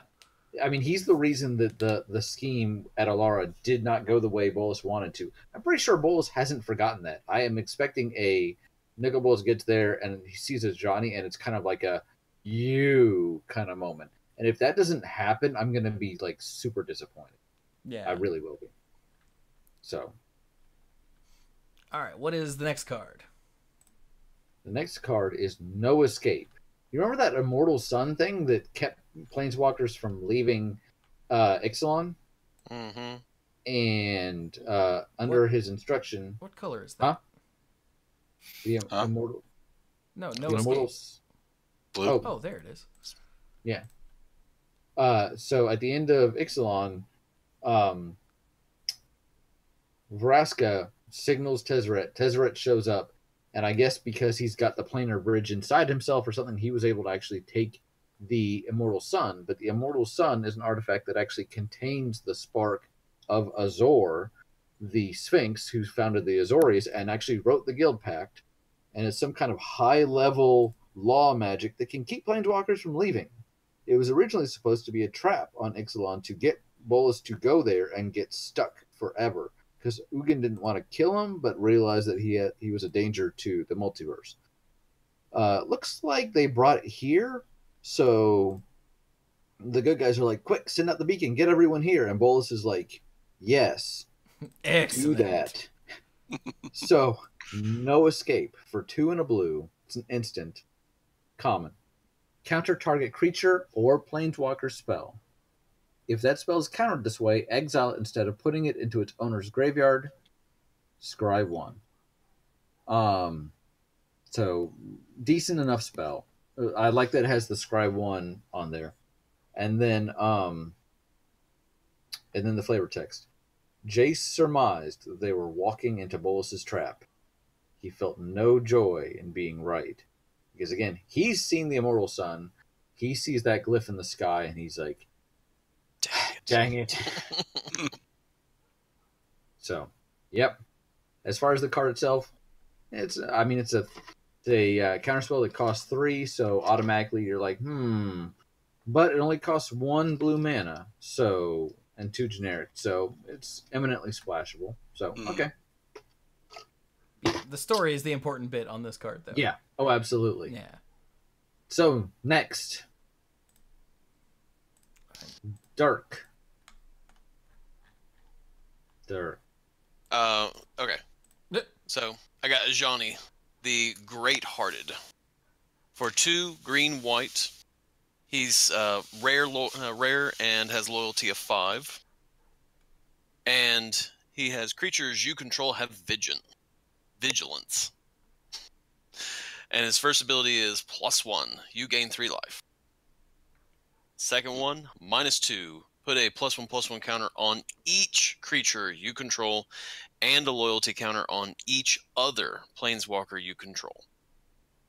Dang it, man. Wow. This is ridiculous. For 4 mana, as the only thing that kind of stinks about it a little bit is it relies entirely on you having creatures. But I mean, dang it, man. This is great. Like, I can see just playing this, having a couple of guys out, all of a sudden they have vigilance so they can protect them all day long, and you basically just keep minusing until you have to plus. Pretty much, And yeah. And after you've minused about 2 times, and then maybe one more time, if you're not already winning, I don't understand what's wrong. And the fact that he also pumps up the other planeswalkers, including those ones that maybe just have minuses, so you can get more abilities out of them. Awesome. Yeah. I don't know what else to say. And 5 loyalty for 4 mana, just A+. I really like that he's got an Eternal by the head. Yeah. And like he's charging forward and he just grabbed it and is running with it. Yeah. He's like, "You're my new weapon. Come here. Yeah. I'm gonna swing you at your buddies." And he's still got Elspeth's cloak. Oh, of course, he stole it fair and square. Yeah, I know, but still, it's nice to see that details there. It was very dramatic in Ignite the Beacon, if you look at that art. Mm-hmm. But, dude, even old, good, sweetheart Johnny, he gets scary when he's pissed. Look at this. Yeah. Buh. It may also be he sees bullets and he has a you moment. I mean, he knows what's going on here. He knows who this has to be, but still. All right. Okay. Next up, we have our second rare planeswalker. All right. Jace, Wielder of Mysteries. Gosh, that's a heavy blue component. One blue. Yeah. Very blue planeswalker. Man, is he It's like rare. Eiffel 65 of planeswalkers? Almost. Starts on 4 loyalty. And he has some odd stuff going on here. If you would draw a card while your library has no cards in it, you win the game instead. Ding. Laboratory Maniac. Yeah. Yep. +1, target player puts the top 2 cards of their library into their graveyard. Draw a card. Says target player. Mike. It does. Mike, it's self-mill and card draw. What will you do, Mike? This is a Mike card. I think I'll put it in a deck. Yeah. With I think he'll put them in magic all the cards. decks, including his ones that don't have blue. And then the -8 says draw 7 cards. Then if your library has no cards in it, you win the game. Chink. I have drawn 7 cards before and lost the game. So You this have. is way superior to that. Yeah, if you had this out while in that game where I had the enchantment whenever a player casts a spell, they draw 7 cards. Yes. I mean, you decked yourself anyway. So I wasn't counting. I do you really weren't. that he's got the static ability that just says, hey, if you would lose by decking, you win instead. Mm-hmm. But then his -8 just says, if your library's empty. Right. So if you have 7 cards left in your library and you draw 7, you still win. You still win. Even though you're 1 short of his static ability winning you the game. I saw some confusion about that. Also some confusion about another Planeswalker we'll get to later that has an ability that looks redundant and it's really not. It's really not. Yeah, it It's took really all of 2 not. seconds of looking at it to figure it out. And I Yeah, saw so but- many people on Twitter go, I don't understand. I saw somebody say that's bad design. I'm like, it's not bad design. And they're like, Brilliant well, it's design. Anyway, we'll get to that. They said it's a corner case. It's not a corner case. Anyway. But So, yeah, yeah, this Jace- basically saves you an extra turn. Pretty much, yeah. And that could be not insignificant. So, yeah. I think this is great. My Johnny senses are tingling, but I knew that as much as I thought this was interesting, I knew Mike would be like, I mean, you like to do this anyway, and this basically gives you a win condition for doing it. So, right? Right. But man, this is not a card to splash, like, at all. No. Which is ironic, because it's, blue splash. But, that's a lot of blue. I don't get. Oh, because it's a water droplet. Gotcha. Yeah. I was like, This is like this is like a Niv Mizzet blue. All right. all right. So Act that two. is scene 3. So now we go to Act 2.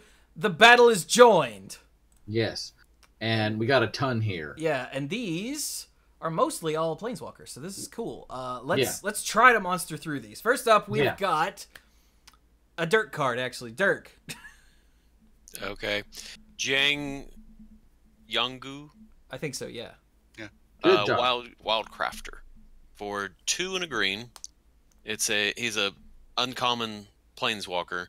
Loyalty of 3. It says each creature you control with a +1/+1 counter on it has tap. Add 1 mana of any color.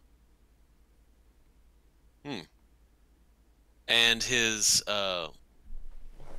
loyalty 1 is -1. Put a +1/+1 counter on target creature. This is so solid. Yeah. Oh yeah. This is so solid. I mean, even without that first ability, if this was at the beginning of your upkeep, put a +1/+1 counter on target creature, and then after 3 turns get rid of this, I'd be like, okay, so if this was like a saga and it was just do that for 3 mana, I'd be like, sure, okay.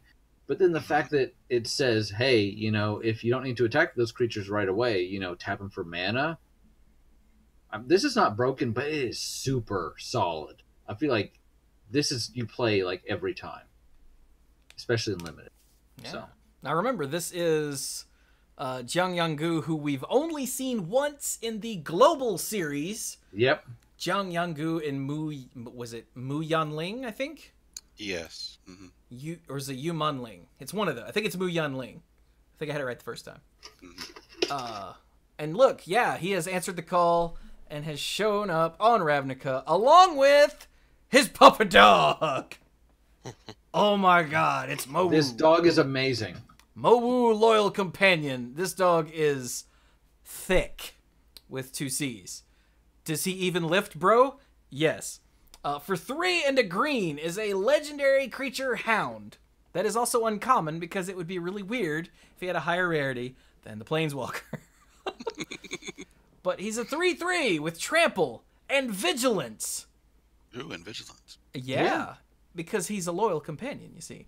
And if 1 or more +1/+1 counters would be put on Mowu Loyal Companion, put that many +1 +1/+1 counters on it instead. I read that and I almost did a double take because it was like that many +1/+1, and I thought, did they do that on purpose? Like, I'm sure this is how they had to write it out, but did somebody have a little fun with that? But I just want to point out that this exists in a set with Proliferate. Mm-hmm. I'm just Yeah. And if you look yeah. at the Jiang Yanggu art, you'll see a cute little Mowu in the background. Ain't he adorable? And then this one, he's a giant monstrosity who apparently really likes eating at Chili's because it looks like he's got the Chili's logo on his collar. I didn't see that. But the flavor text is, wherever Yanggu goes, Mowu follows. sometimes at his side, sometimes obscuring him from view entirely. I can't wait for somebody to make a you versus the guy she tells you not to worry about meme about this. It wouldn't surprise me if that's on Twitter already, actually. Probably. Okay, let's keep moving because we got more to go through. I mean, it's awesome, but let's keep moving. Agreed? Yeah. Yes. Yes. Okay. Hey, Dirk. You like blue and green stuff, so there you go. Doesn't he just? He just does.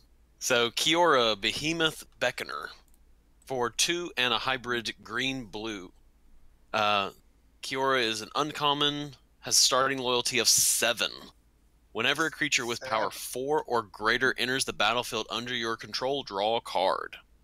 And her loyalty ability is -1, untap target permanent. Well, you want her to stick around long enough for that first ability to be relevant, so... She's got the Bident, yeah. Yes, you do. I mean... I do like that her first ability really says add an extra mana. But it doesn't say that. But it says that. So you can cast your big things faster. Faster, Draw yeah. cards faster. Yep. Yeah, she's pretty cool. Yeah, and you can also use it to protect yourself Yeah, sure. But why would you do that? because you want to use it to make mana later. Oh, that's true, yeah. Hey, what's her Planeswalker type? Kiora. Okay, Sure. just checking. What was Jung the other guy? Oh, it's Jong. It's Yanggu. Look at that. Yanggu. Junggu. Ah, okay, moving on. Oh, okay. Yeah. We've got Teferi. He's here. He actually joined the guild pack because he signed the vow and all that good stuff. And he's here to, he actually has also faced off against Nicol Bolas prior to the mending. And Nicol Bolas kind of smashed him and almost killed him. And then Teferi was like, wait, the world's going to end. And he showed Nicol Bolas what was going to happen if they didn't stop the time rifts. And Nicol Bolas was like, okay, you go do that. And basically stopped short of just killing. So, Teferi, Time Raveler. For 1, a white and a blue. He comes in with 4 loyalty. He is a rare. What's the Planeswalker type? Teferi. Okay. His non-loyalty ability is each opponent can cast spells only any time they can cast a sorcery. Right away feels very similar to the legendary Teferi creature from Time Spiral. Mm. And make sure that, hey, you're playing with counter spells. Now you're not. Neener. +1, until your next turn, you may cast sorcery spells as though they had flash. So this feels just insulting at this point. Almost like prayer or like whatever you can't do, I can do even better now. So haha. And then -3, return up to 1 target artifact, creature, or enchantment to its owner's hand. Draw a card. Seems good. Seems Yeah. pretty good. Mm-hmm. I like it. Yeah. And for only 3 mana seems pretty darn good and severely limits. I mean, even if you're not going up against somebody that's playing control or counter spells, all of a sudden, like, they don't get to do combat tricks. Yeah. They That's- can't kill your stuff at a the time end when of it's turn. convenient. Yeah. Yeah. Yeah. Yet another obnoxious Teferi card. Because we didn't have those. Oh man, this costs 3. What the heck? I did not see that before. There it Yeah. was. Dude, you could play him on 3 and then play Hero of Dominaria on turn 5 and be just the biggest jerk ever. All right. Next up, we have Vivian's Arcbow, I think, right? Yep. Yes. Yeah, okay. Vivian's Arcbow for 1 and a green is a legendary artifact that's rare. And you pay... Everybody okay? Yeah, sorry. Okay. Go Pay ahead. X and tap and discard a card. Look at the top X cards of your library. You may put a creature card with converted mana cost X or less from among them onto the battlefield, and the rest go on the bottom in a random order. So this is a... Oh god, what was this? Wasn't there some card that did exactly this? Exactly this? No, I don't think so. Oh, okay. Are you thinking of Sentinel Flute? That put the card in your hand. No, I'm thinking it's something less silly, but... there's a green sorcery that costs like green, green, green, and you can do this. Or is it like a Genesis Hydra? Is that what you're thinking I of? think I might be thinking of Genesis Hydra. Okay, yeah, you're thinking Okay. Genesis. Yeah, okay. You're right. But the fact that this, I mean, I tend to think of things in terms of limited, but this seems really good when it's later in the game, you've got a couple men to sink into this, and you're like, I don't need this land I just drew. Let me look at the top 4 and get, a 4-cost creature. And you can do it at any time. This does not have timing restriction. Yeah, it's great. I Yeah, would the arc bow, for those that don't know, the arc bow is a super powerful magic artifact that Vivian keeps with her, and it stores spirits of creatures. And basically, when Vivian fires the arc bow, she ends up firing one of the stored creature spirits that's inside of it. Yeah. So, pew pew pew, there's a big bear coming at you. And it was pointed out in the Manipool Discord server that the art on Vivian's arc bow looks like a weapon wheel in a video game where she's selecting Yeah. which spirit to fire. Yeah. And I was saw thinking that, and now I can't unsee it. It's important to note story-wise, she is not like Nicol Bolas. Like, some of the Planeswalkers here have no idea who he is. Nicol Bolas destroyed her plane. Didn't just, like, blow it up, like, destroyed it. And her spirit creatures, arrows, are mostly, except for some she's picked up along the way, from her home plane. Mhm. She kind of, like, uses this as a way to, like, keep them, quote-unquote, alive. But she is looking for blood. So when she gets here and she's looking for Nicol Bolas, it's personal. Much like the next Planeswalker. Well, hey, let's do Vivian first, since we're talking Okay. about her bow. Sure. Mhm. Hey, Dirk, did you read Vivian? Yeah, I'll read Vivian. Vivian, Champion of the Wilds, for 2 and a green. Vivian is a rare planeswalker with a loyalty of 4. What's a and planeswalker her type? Anyway, Vivian. Thank you. Vivian. Not sure why you're making such a point of this, but maybe okay, go ahead. Don't me. Anyway, you may cast creature spells as though they had flash. Who? Mm, Maybe it has something to do with that bow she's got. good call. So, her first loyalty ability is +1. Until your next turn, up to 1 target creature gains vigilance and reach. Nice. Yeah, that was useful. And the second one is a -2. Look at the top 3 cards of your library, exile 1 face down, and put the rest in the bottom of your library in any order. For as long as it remains exiled, you may look at the card and you may cast it as if it's a creature card. Oh, cast it And if it's a creature card. if it's a creature card, and sorry. because of her static ability, it has flash. If it's Huh. a creature card.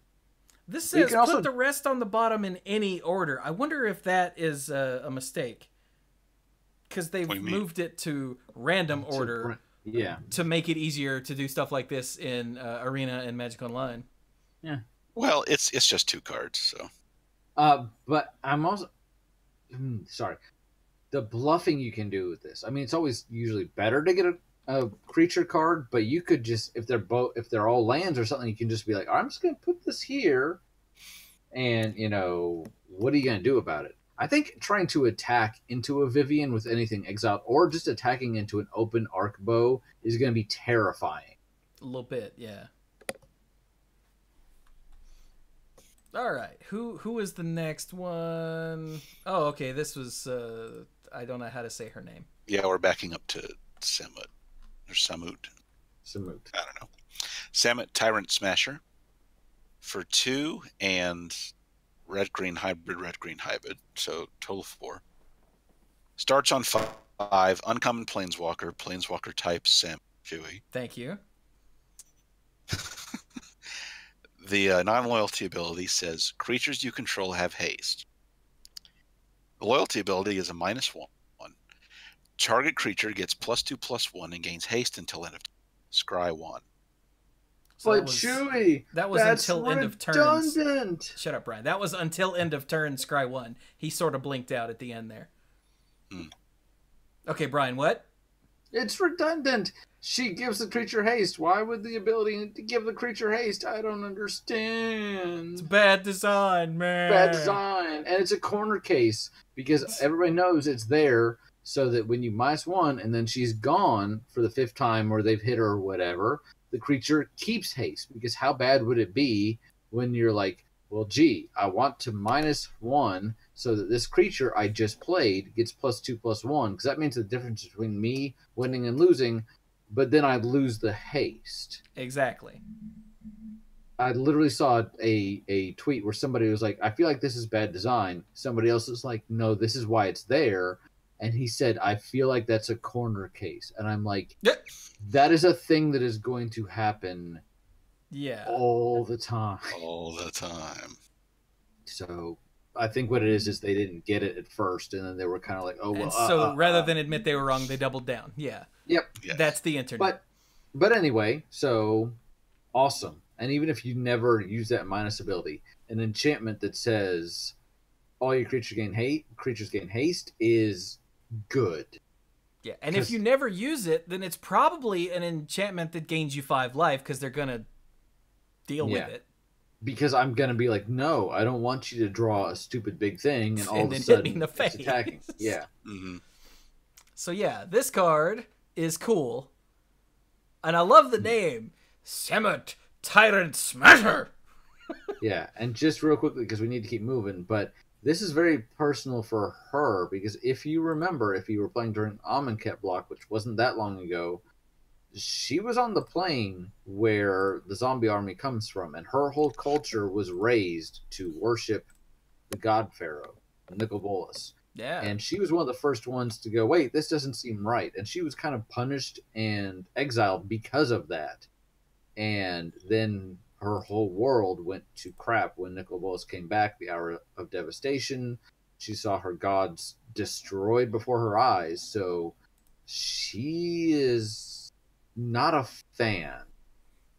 And she's probably one of the ones that when she heard it was Nicol, she's like, where do I sign up? Yeah, I'm in. I'm all in. I'm in. Where? Point me. Yeah. All right. So next up, we have, I love this guy, Angrath, Captain of Chaos. Yeah. Okay, +2 for the name right there. Yeah.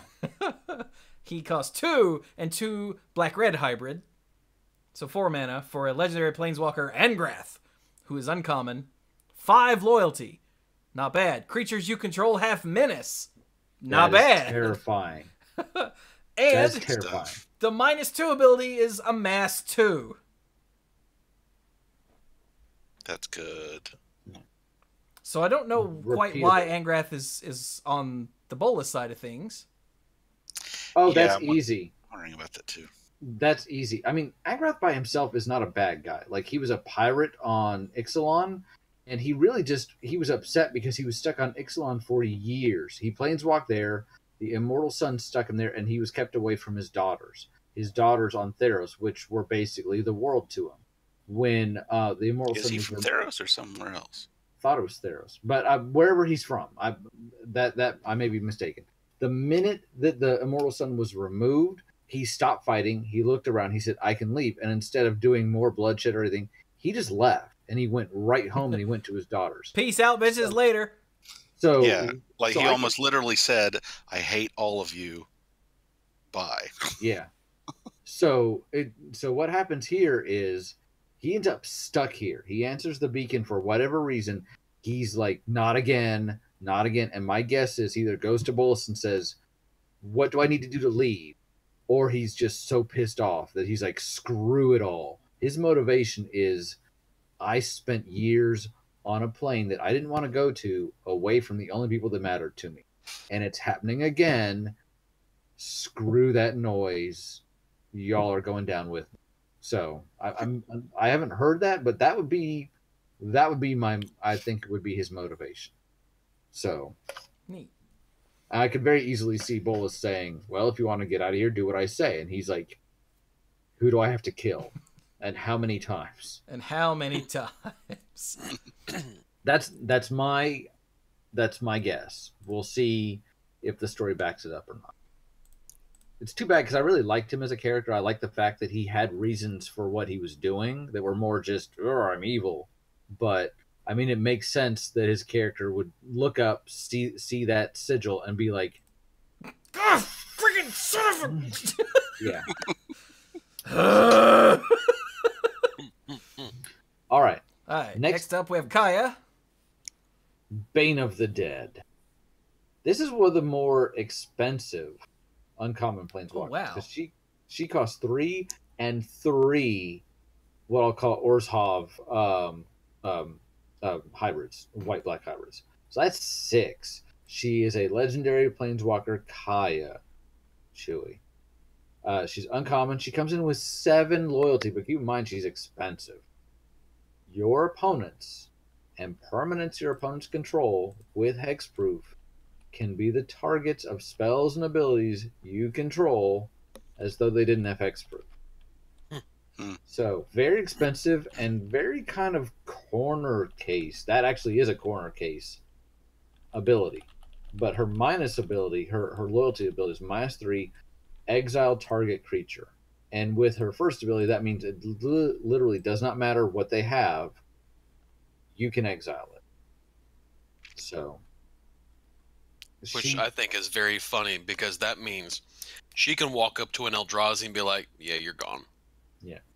She can look at a Carnage Tyrant and be like, "You're cute. Bye."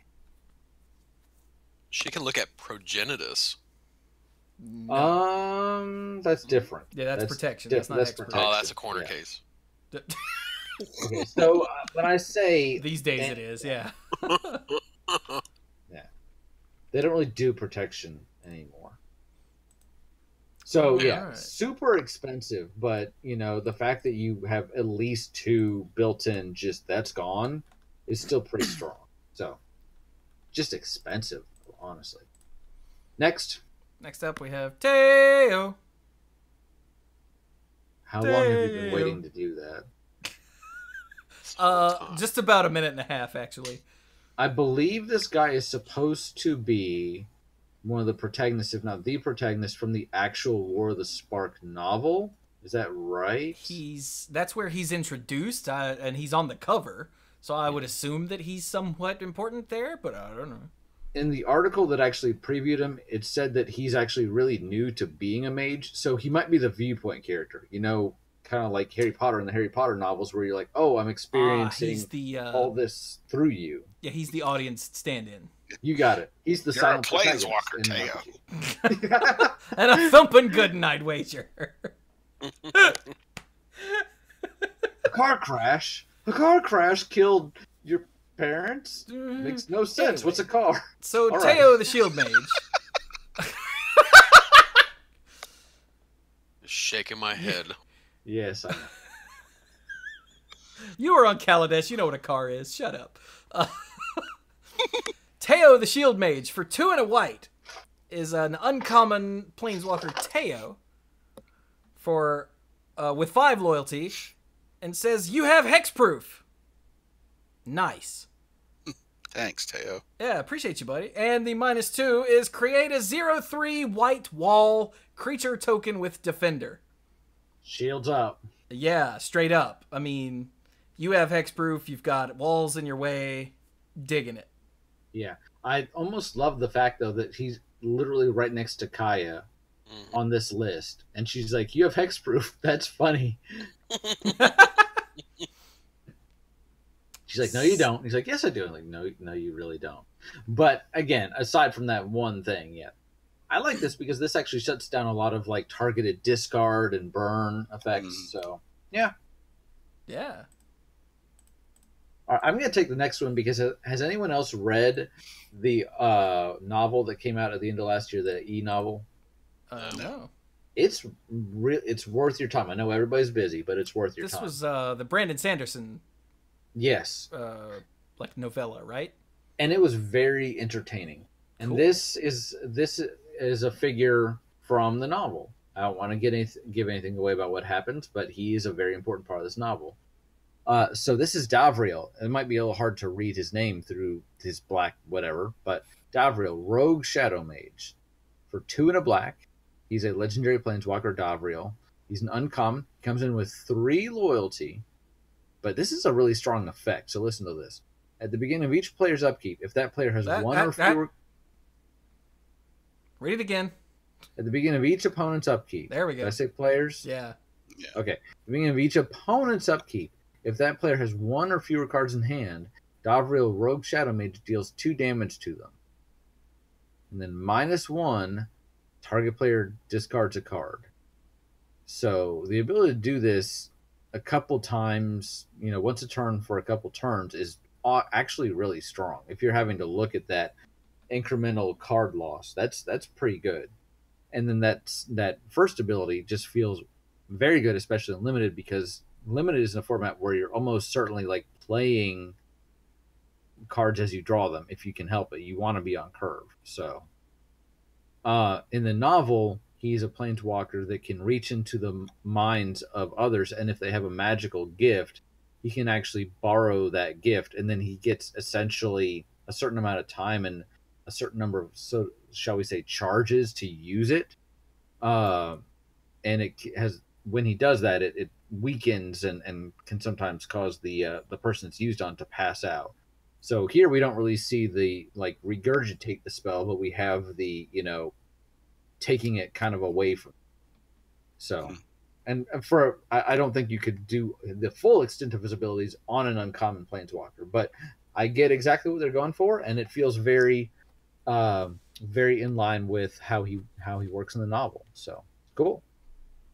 And honestly, I think 2 and a black, just to make them discard 3 cards over 3 turns, is fine by itself, whether they take damage ever or not. Yeah.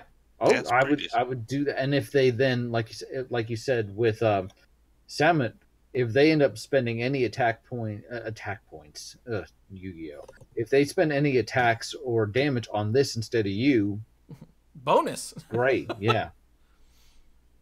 All right. One more in this act. This was a big scene. This was a very big scene. Yeah, well, this is when everybody shows up after the beacons. Yeah. So this is everybody showing up. So this is the Wanderer. Hey, Dirk. Read the Wanderer. So the Wanderer, for 3 and a white, is a uncommon legendary planeswalker. What's planeswalker type? That's Is this why you were doing it the Yep. whole time? Okay. Because I was wondering. the Wanderer is a mystery character. We don't know who it is, and there's not even a planeswalker type. It's Nicol Bolas. It is. Man, have you seen some of the theories running around? Jesus Christ. I think I saw a theory on Twitter that this was actually Ugin. Yeah, And it's like the pattern of the scales on her dress. I have seen Oh, that Ugin, makes sense. Emrakul, Elspeth, Nicol Bolas. I think that one was a joke. It was when I said it. Well, obviously, but I mean, I think it was a joke when I saw that one, like on Twitter or something. Okay. Oh God, there was one more. I can't remember who the other one was, but those are the 3. The 2 big ones are Ugin, and that one I've only seen like once. But Emrakul and Elspeth are the 2 where everyone's like, it's totally, and this is why. Oh, shut up. For the record, asked directly. Mark Rosewater was asked, "Where is Elspeth?" He said, "She is still on Theros, trapped in the underworld. So unless this is some kind of psychic projection, it ain't Elspeth." But it is really important that it doesn't have a planeswalker type. Because that's literally never happened. Yeah. So, okay, keep going, Dirk. So, prevent all non-combat damage that would be dealt to you and other permanents you control. Wow. Sorry, Redburn. Oh, that includes the Wanderer. That's cool. Yeah. Yeah. No Redburn. Oh, no. Sorry, it says other permanents. I'm sorry. Oh, it does. Yeah, it does. Damn. Okay. And the loyalty ability is -2. Exile target creature with power 4 or greater. Nice. Yep. Okay. So, apparently the Wanderer's deal is the Wanderer, if I'm remembering this correctly, I haven't actually read or watched whatever video, but I have, but go ahead. Apparently, the Wanderer's deal is that she plane walks constantly, Yeah. and she has to actually focus to not planeswalk. Yep. So apparently, being hung here on Ravnica and unable to planeswalk is probably like a moment. Mike, you still have not seen Ant-Man and the Wasp. Correct. Similar character in that movie. That's all I'll say. Okay. You see what I'm saying? Yeah, cool. Yeah. This was previewed by the professor on Tolarian Community College, and there was a little bit of lore dropped at the end, and he actually had to say, by the way, that information I dropped at the end, because a lot of his video was comical and not serious, that actually was information provided by Wizards, and matches up exactly with what Chewie said. Yeah. And apparently she has some innate ability with kinetic energy where the bigger and more mass her enemy has, the easier it is for her to chop them up. So the bigger they are, the harder they fall, kind of thing, which ties into her minus ability. Yeah, the harder you try to hit her, the more damage she does back. Exactly. Yeah. All right. I think two more scenes. Was that Guido from X Factor back in the 90s? Wasn't that his deal? Sounds familiar. I think that was his deal. Anyway. All right, two more scenes to go, and then if we have time, there's even more preview cards. Yeah, I think we're only going to hit a few of the high notes after these, but yeah. Let's try to run through these. Okay. So, Act 2, Scene 2. This appears to be more of the Eternal Army showing up. And right off the bat, we have the Dreadlord Dreadhorde. I'm going to keep saying Dreadlord, and I apologize. Dreadhorde Arcanist. For 1 and a red, he's a 1/3 with Trample. He's a rare 1/3 with Trample zombie wizard. What? Whenever he attacks, you may cast target instant or sorcery card with converted mana cost less than or equal to Dreadhorde Arcanist's power from your graveyard without paying its mana cost. If that card we put into your graveyard this turn, exile it instead. So yeah, he's he gives things flashback when he attacks. Yes. Essentially. For free. Yeah. What's the oh come on. What's the card with suspend, the living death with suspend? Living End? Yeah. Seems pretty good. But even without going into like modern shenanigans, you know, like an opt for free without increasing this guy's power at all, just an opt for free seems pretty good. If you've already cast it, then get to cast it again. A shock for free seems pretty good. There we go. And I guess they gave it trample so that it'd be even more worth your while to increase its power and attack with it. Yeah. Yep. And again, it's in a set with proliferate, so find a way to give it a counter and go nuts. Seems good. Yeah.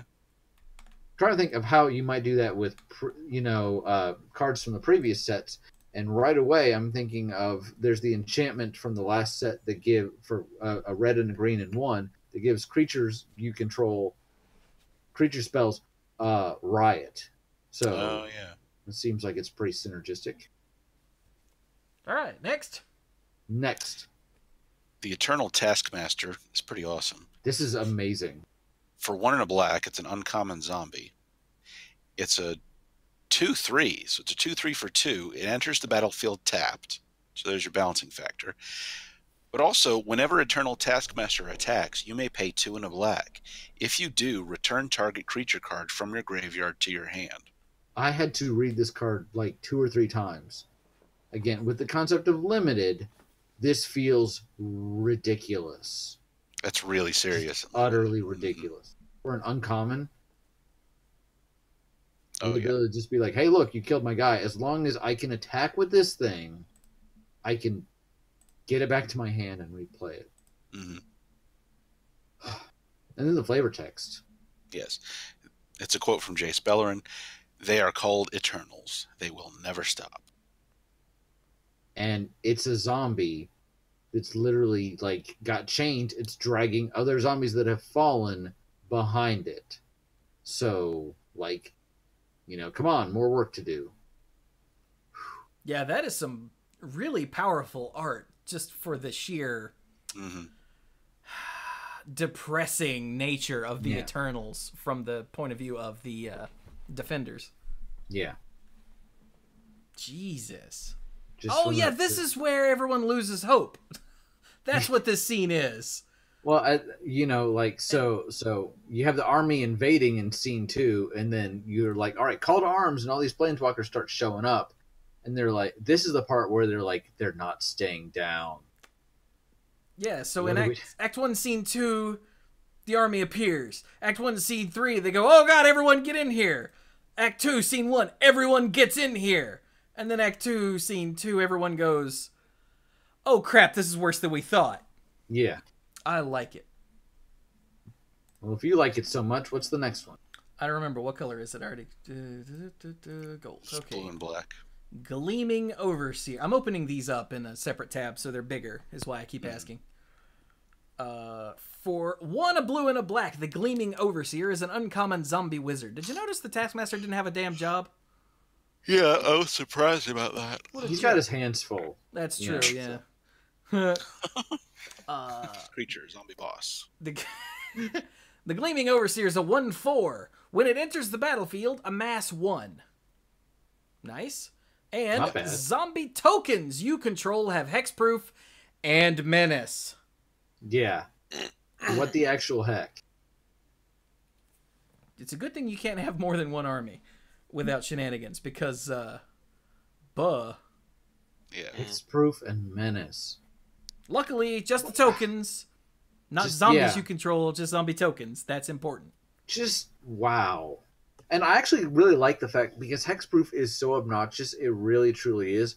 I actually really like the fact that you have a separate creature granting hexproof to something else. So that if you can deal with the Overseer, then you can maybe... I think they have been struggling for a while. I don't know if they would say they're struggling, but to try to find a way to make hexproof work, that it's not just dumb. Because nobody likes Invisible Stalker. They've even said, that was actually kind of a mistake. So, finding a way to do hexproof in a way that is not just like rip your hair out. And this, I think, is an interesting direction to go in. Yeah, so having a source of hexproof that you can target is pretty nice. Yeah. All right, and then this last one is really cool. He's really cool. Hey, Dirk, I heard you guys... I heard you liked guys that were on fire. Mm-hmm. That was funnier when I didn't have to blow it up. Neheb, Dread Horde Champion. See? Now you got Dirk doing it. What? Dread Horde. Well, I play World of Warcraft, so. That's true, But yeah. for 2 and 2 red, he's a 5/4 legendary creature, zombie minotaur warrior who's rare. That is a really small... Yeah. That is a really small type line. Look at the font on that type line. Is this a type line for ants? So whenever Neheb, Dread Horde Champion, deals combat damage to a player or planeswalker, you may discard any number of cards. If you do, draw that many cards and add that much red mana. Whew. Until end of turn, you don't lose this mana as steps or phases end. Redonkulous. And I don't remember if Dirk said it at the beginning or if we interrupted him. He's got trample. He's got trample, and he's a 5/4 for 4 with trample.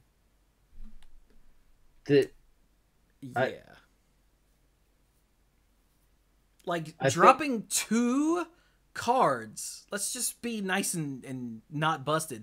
Dropping 2 cards means that you get 2 extra red mana, which means that the next turn you have at least 6 mana in post-combat, because you had to have 4 to play Neheb in the first place. Mm-hmm. Damn. And if you're gonna go on the busted side, I'm just gonna say Relentless Assault and just leave it at that. The enchantment. The aggravated assault. Aggravated Is assault. that the yeah? That's the one, right? Yeah. Yeah. Yeah, Neheb is really cool. What were the other Right. versions of Neheb? What was Neheb's deal? This is his third version. Yeah. The third? I thought. Well, isn't it? I thought it was. N-A or N-E? N-E. So we have Neheb the Worthy And Neheb the Eternal. from Amonkhet, and then, yeah, the Eternal from Yeah. Oh, I forgot about Neheb the Hour of Worthy. Devastation. I forgot about the one from Amonkhet. Well, yeah, because it's depressing. Oh, wait, the one from Amonkhet. Never mind. Mm-hmm. That's the reason it's depressing, is because you had that one first. So, yeah, now we have Neheb, the Dreadhorde champion. Just keeps on coming. Buh. Yeah. All right, so then... So today's scene, well, this was yesterday's scene, is really funny. Funny is a funny way to put it. Duh, dude, it's hilarious. Well, okay. So, if you remember back to Shadows over Innistrad, a lot of the signs in the first set were pointing toward, oh, Nahiri is here, and she's really upset. And then there was the whole point where it turned out that she was actually trying to bring Emrakul to Innistrad. And from a flavor perspective, I was like, that makes no sense. She's seen what the Eldrazi have done to other worlds. She hates that. I felt like there really wasn't any motivation. And then they had the one brilliant story that showed that she went to Innistrad to see Sorin and be like, why didn't you help me with the Eldrazi? And he's like, because I had better things to do. And they start to fight. And Sorin imprisons her in the Hell Vault for thousands of years. And when she gets out, she goes to Zendikar and sees the Titans loose and basically eating everything. So actually, they did the best job I thought they could with establishing her character and why she would hate Sorin. So then she goes back. She brings Emrakul. They fight. It's super close. He's about to kill her, and she imprisons him in a stone tower that's constantly shifting, so he can't planeswalk away. And basically, like, turns it to face Emrakul so he can watch his world get eaten and then leaves. And now, obviously, Emrakul was stopped. And he's gotten out. And if you think other planeswalkers have bad blood between them, these two have hated each other for millennia. And now they're in the same place. And they are now in the same place at the same time. And the fate of the multiverse means jack to them. You want to talk about like a you situation? This is... Yeah, it's hilarious in the sense that it doesn't matter what else is going on or what the stakes are. It doesn't even matter that they would probably be on the same side. Nahiri and Sorin. All right, so tell us about Nahiri. Nahiri, Storm of Stone. Remember, she's a lithomancer, so she does stuff with rocks and steel and all that good stuff. For 2 and 2 Boros hybrids, red, white. Legendary Planeswalker Nahiri. She's uncommon. She comes in with 6 loyalty for 4 mana. As long as it's your turn, creatures you control have first strike.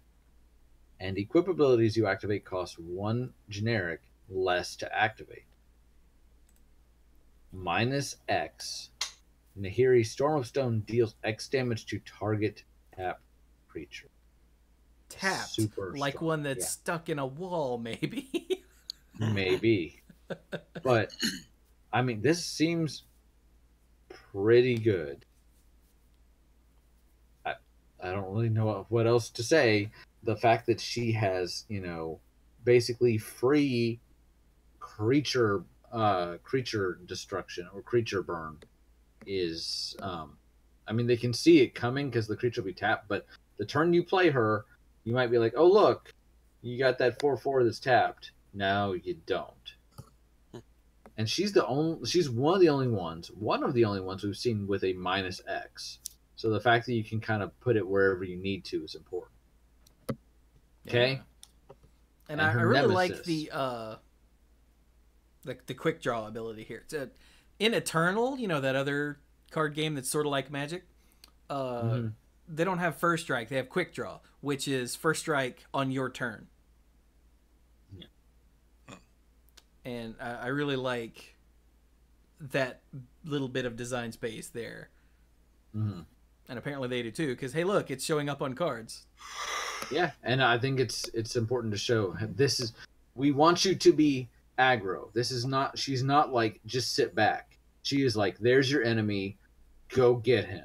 Yeah. Well, what if he's attacking me? I got nothing for you. Go get him. I'll kill him next turn. Just chill. Especially if that enemy is Soren. So, Soren, vengeful bloodlord. Not blood horde, blood lord. Jeez, they got me going every which way. I've always been a fan of Soren cards, like since the beginning, since he showed up. So taking this one too, sorry. For 2, a white and a black. Comes in with 4 loyalty. This one's a rare. Legendary Planeswalker Soren. His non-loyalty ability is, as long as it's your turn, creatures and planeswalkers you control have lifelink. So again, that's freaking cool. Yeah. Mm-hmm. I mean, first of all, from a mechanic standpoint, that's super strong. But then I love the fact that he's almost a mirror image of her, where he also is like, you know, go get her. Everybody okay? Yeah? Yeah. Wasn't me. Did you hear something? Did you guys not just hear all of that weird Sounds sound like somebody was moving a microphone. Oh, does it sound like somebody breaking something? Okay, just checking. Yeah. Okay. So, but anyway, during your turn, creatures and planeswalkers you control have lifelink. On the off chance that you actually have him and Nahiri on the same side and they're not killing each other, her -X is going to be super strong with Soren. Just saying. Well, so's her static ability. That's true. Jeez. For as much as these two hate each other, they're super complementary. So, all right. +2. Soren, Vengeful Bloodlord, deals 1 damage to target creature or planeswalker. And you might go... Target what? Target player or planeswalker. Did I say creature? You did. Yes. I apologize. But he doesn't really care about creatures. He's here to kill Nahiri. So, you might go, oh, well, that's just 1 damage. But it's 1 damage with lifelink. So, it's really a 2-point swing. Yep. And then -X, so just like Nahiri's got a -X. Return target creature card with converted mana cost X from your graveyard to the battlefield. That creature is a vampire in addition to its other types. Flavor win. Yeah. And can I just say the art on both of these cards is ridiculously good. Yeah, I have never seen Soren so out of control. Yeah. At all. He didn't even wipe his face. Like, he's just got blood smeared across his mouth. No. Because I think on one level he might have sympathized a bit with Nahiri at some point. Because he actually, if you look, he actually modeled Avacyn after Nahiri. That's why she has the pale skin and her features. Because when he made her, he was thinking of Nahiri. Nahiri was his apprentice, so to speak. But after what Nahiri did to him and his plane, which the one thing he thought of more than anything else was, how do I protect my family? There's no forgiveness here on either side. So they could be in a situation where it's literally team up or die, and they will just rip each other's throats out. So, that note... Go ahead. I've taken these two. Somebody else have a turn. The next card is Single Combat. For 3 white, it's a rare sorcery that says each player chooses a creature or planeswalker they control, then sacrifices the rest.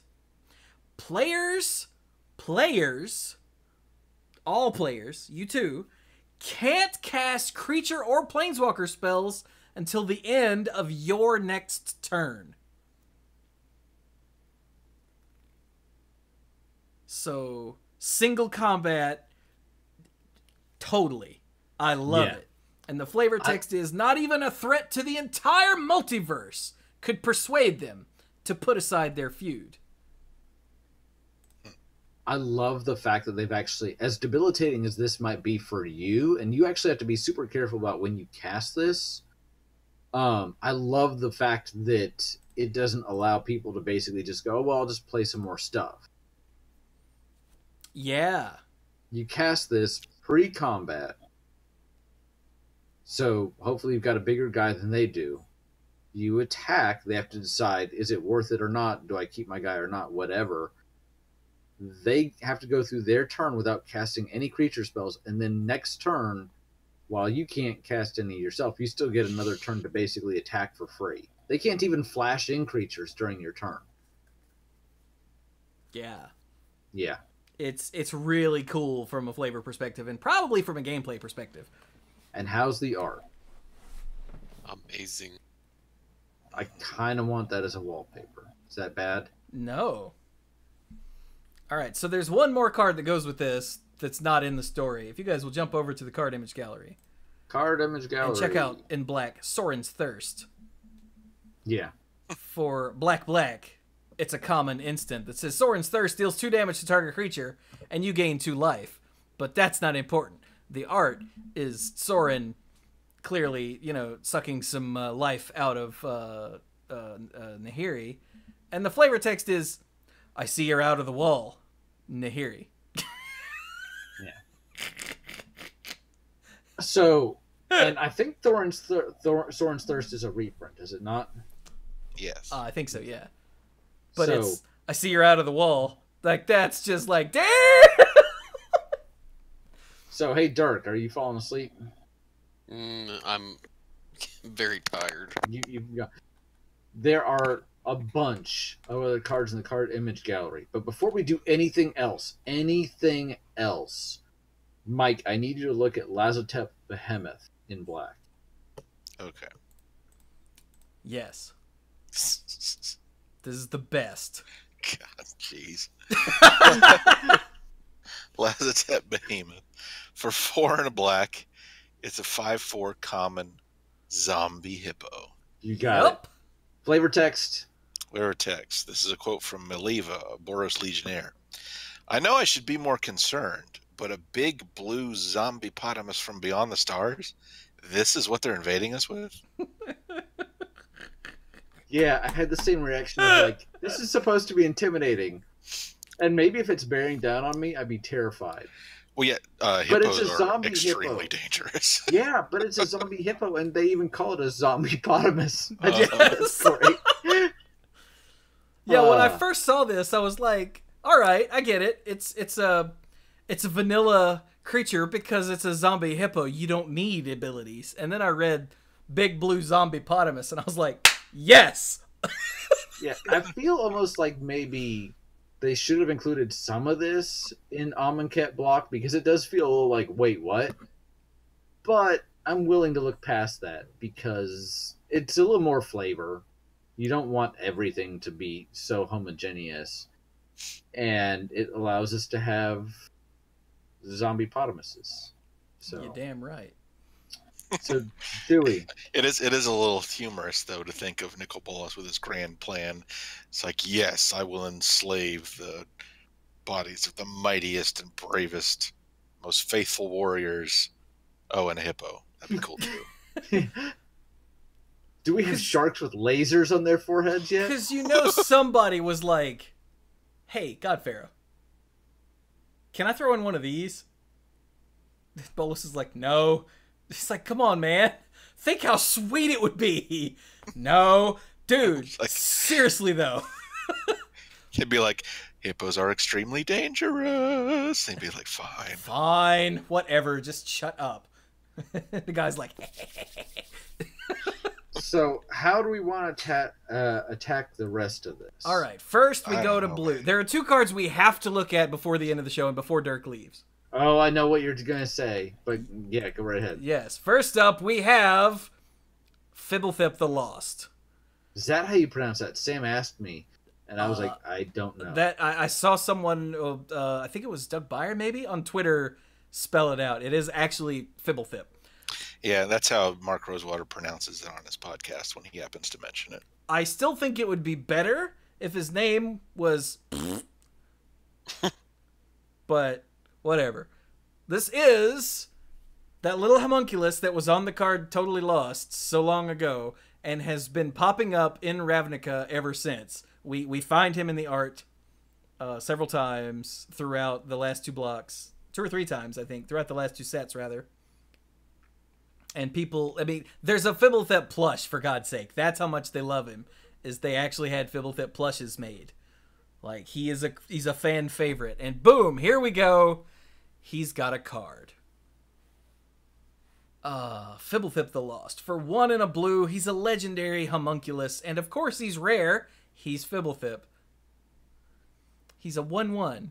And he says, when Fibblethip the Lost enters the battlefield, draw a card. Brilliant. If it entered from your library or was cast from your library, draw 2 cards instead. What?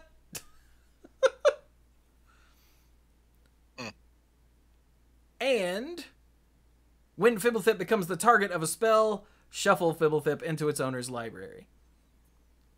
And there are plenty of cards that get creatures directly from your library, or indeed cast them from your library. Like one of the older ones that we used to play with is Proteus Staff. Or, good old-fashioned polymorph will do the trick. Yeah. So, I really like a Johnny card. That red enchantment that's popular Yeah. now. Chaos Warp? That's the one. No? The red enchantment that like people actually play for serious. Experimental Frenzy. Yup. Experimental, yes. There you go. Warp World is hilarious. Of course, drawing cards is kind of bad when you have experimental frenzy, so never mind. Well, at some point you'll blow it up, right? So, I love Johnny cards that don't necessarily just say, like, have everything on the card. Like, if this had an additional ability, like, when you search for a land, you can play it or whatever. It leaves it up to you to figure out how to make it work. I like because that. he's lost. If he had an ability that lets you go get him, he wouldn't be lost. See? I'm just saying from a gameplay perspective. Yeah. What's the other card in blue that we had to do? Totally Lost. Of course. Because of the art.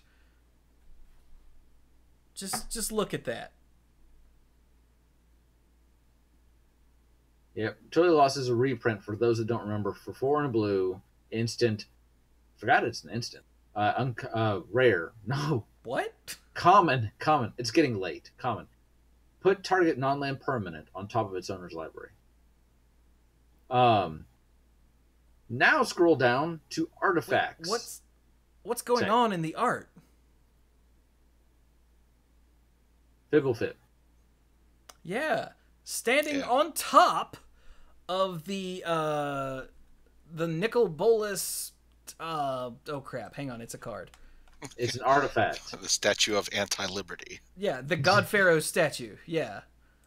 Give me your tired, your downtrodden, so that I may step on them some more. Exactly. And poor Fibblethip is standing on Bolus's head, the Bolus statue's head, looking around, because he's totally lost.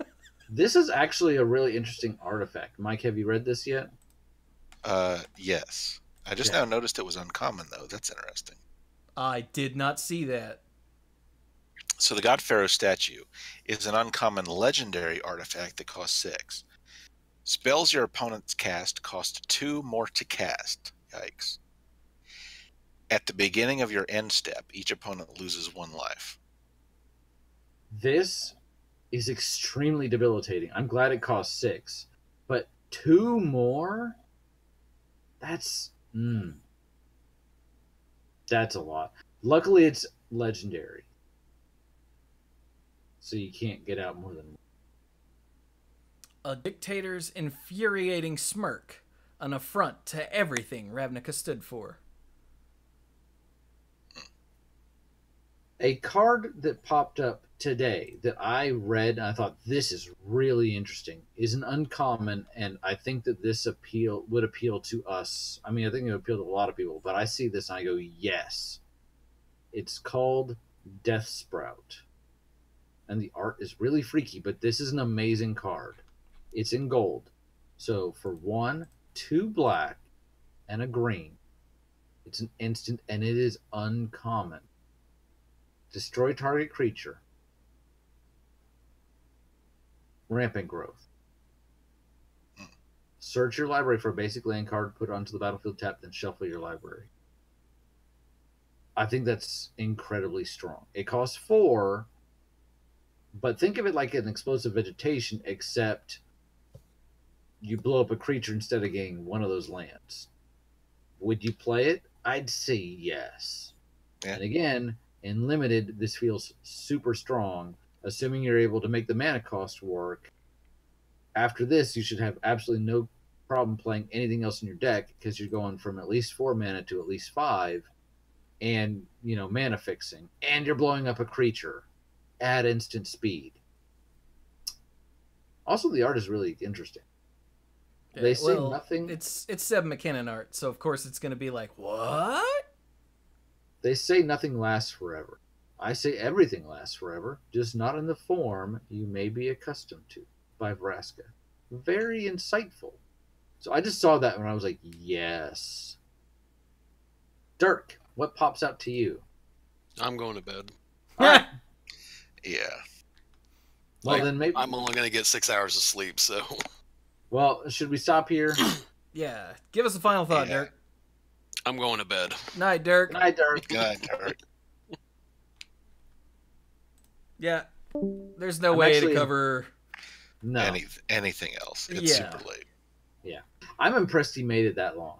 But we had our own 5 preview cards to cover, and while they were common, they were interesting cards, so we had the most to go through this time. I feel like this happens every preview season because of the mechanics and all that.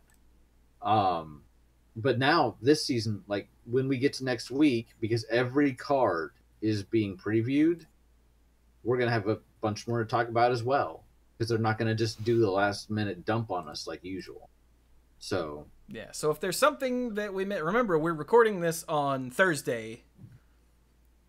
So if there's 4th. something we missed that you really wanted us to get to, sorry about that. We will get to it. Maybe. Honestly, there's so much good stuff. I feel like I say that every preview season. It's because But- you do. Yeah, so I'm saying it again. There's so much good stuff. Just dang. We did cover all but one of the Planeswalkers, I think, that we've seen thus far. So And we That's did good. not cover Mr. Nixilis. Oh, 2 of the Planeswalkers. What's the one you saw? Arlen. Ah, yeah. So we'll get to them next time. Ha ha ha! All right, final thoughts then. Wrap it up. Let's get out of here. All right. Final thoughts. Looks really interesting. Actually, really kind of curious to see these planeswalkers because in action, because it's all well and good to talk about this, but until you actually get in there and see how they play, it's a bunch of speculation. Speculation's fun, but I am very much looking forward to this re-release. Afraid I don't really have a whole lot more original than that. Well, I've been trying to keep myself going. I think I will also check out with Dirk. So I will get more sleep than he will, but not by a lot. So you gentlemen have a fantastic evening, and I'm glad you're both not sick. Yay. Yeah. Yeah. Mike, Alright. how about you? Let's see. When I was thinking about the different rarities of Planeswalker, the uncommon, rare, mythic, it made me think of how, like in the Avengers movies, you have basically the 3 different types of hero and how they contribute to the fight and what they're able to do. Like the uncommon Planeswalkers are, like the super highly trained humans, like Hawkeye or Black Widow. They run around and do their thing. And the rare Planeswalkers are like the people with, legitimate superpowers, like Captain America or Iron Man. No human could be doing this. This is really awesome stuff. But then the mythic Planeswalkers, Liliana, Tezzeret, Gideon, Nicol Bolas, those are on the level of like the the Avengers who have, the power cosmic in them, like Thor or the Hulk, people who are punching Yeah. space whales and can survive unprotected in space. They're essentially Thor, the Hulk, and Loki. Yes. Yeah. Nice. And that's part of why I'm okay with the idea of uncommon planeswalkers, because you just have this huge crowd of people, and not all planeswalkers are going to be super powerful or even significantly powerful. They might just be, unusually good mages who happen to have the planeswalker spark. Yeah, I mean, we saw... They're not all going to be on the level of, Jace or Chandra or Gideon or Ajani or anyone like that. They might just be, the equivalent of some guy. Usually, it's true that we do have some characters like Nahiri is showing up as uncommon here. Sorin is showing up as only rare, even though we know they're incredibly powerful. But here it also shows what kind of role they're playing in the fight. Yeah, they're busy beating the dog out of each other and not... Yeah. They're not part of the story. Yeah, they're not contributing very much. Yeah. Although, it was said in the Discord server, it would be really cool if there is, like a white protection spell where... Or maybe a black removal spell or something. I think Magnor Creel said this, where somebody gets saved in the art because Sorin and Nahiri are causing collateral damage and like knock a building over on top of an eternal army or something, and somebody else is like, "Yay, I'm safe." I would not be astonished to see a card that does that. and that would be freaking awesome. It would be pretty good. But yeah, like I said, I love the implementation of the different rarities of Planeswalker. I think they've done a super job with it, and my only objection to it is just philosophical and doesn't matter. So, like, it's a feels thing. So, that's totally subjective. So, I mean, I get what you mean. Yeah. But, yeah, the way that they've pulled it off is freaking sick. And for me, also, it's like... Oh, sorry, keep going. Oh, I was just going to say, I love the design differences between the three rarities. That was it. Yeah. So for me, also, there's this thing. Yes, planeswalkers have been mythic and, they're supposed to be this ooh, ah kind of thing. But also, they've become the day-to-day main characters of the story. So they're not all that mysterious or rare, story-wise, with the way that we follow them day in and day out. So it's justifiable. Granted, uncommon planeswalkers can only work in a story like this, where there's just a ton of people who show up all at once. Yeah, where they're literally everywhere. Everywhere you look, there's a planeswalker. Yeah, exactly. If they just put uncommon planeswalkers in, like, Kaladesh, we'd have all been like, what the freaking frick? Yeah, that would be dumb. That wouldn't make any sense. So, yeah. And I think that might be the key, like the cornerstone of my, like, my feels issue with it. But they didn't do that, and in fact, they did it, like you said, in the only way they could that made any sort of sense. Yes. And they pulled it off really well, so... Yeah. Hey, Mike came over and watched the end of the Mythic Invitational with me. I did. It was pretty good television. Yeah. Very entertaining. Yeah, I watched it the entire time. Well, it was on the entire time. I watched it for most of that. Like Thursday, Friday, Saturday, and Sunday. Like, straight up. I watched it all. And I enjoyed every minute of it. So if you haven't checked out any of the matches from the Mythic Invitational, I highly, highly, highly recommend it. They're all on the YouTube channel now. They announced that a day or two ago. So totally check it out just to see how it went. I highly recommend the final game of the semifinals between Savic and Pyotr Glogowski. That was absolutely nuts. And I think Mike and I were both clinching. Yeah. But I think that game 3 was probably the best game in and of itself from the tournament. It was very, very good. And I watched a lot of it, so, you know. But yeah. Also, Mike came over and we watched the invitation. We also had Mexican food, but that's not important. We also recorded a thing, which by the time you're watching this has already gone up. So if you play Hearthstone at all, we did a farewell to the Year of the Mammoth. Did you see the thumbnail, Mike?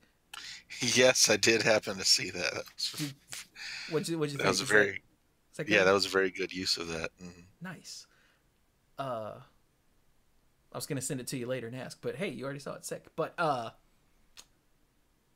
yeah, we went through each of the sets that are rotating in Hearthstone, because if you're watching this on the release day, tomorrow Rise of Shadows drops in Hearthstone, which means it's the Year of the Dragon has begun and rotation happened.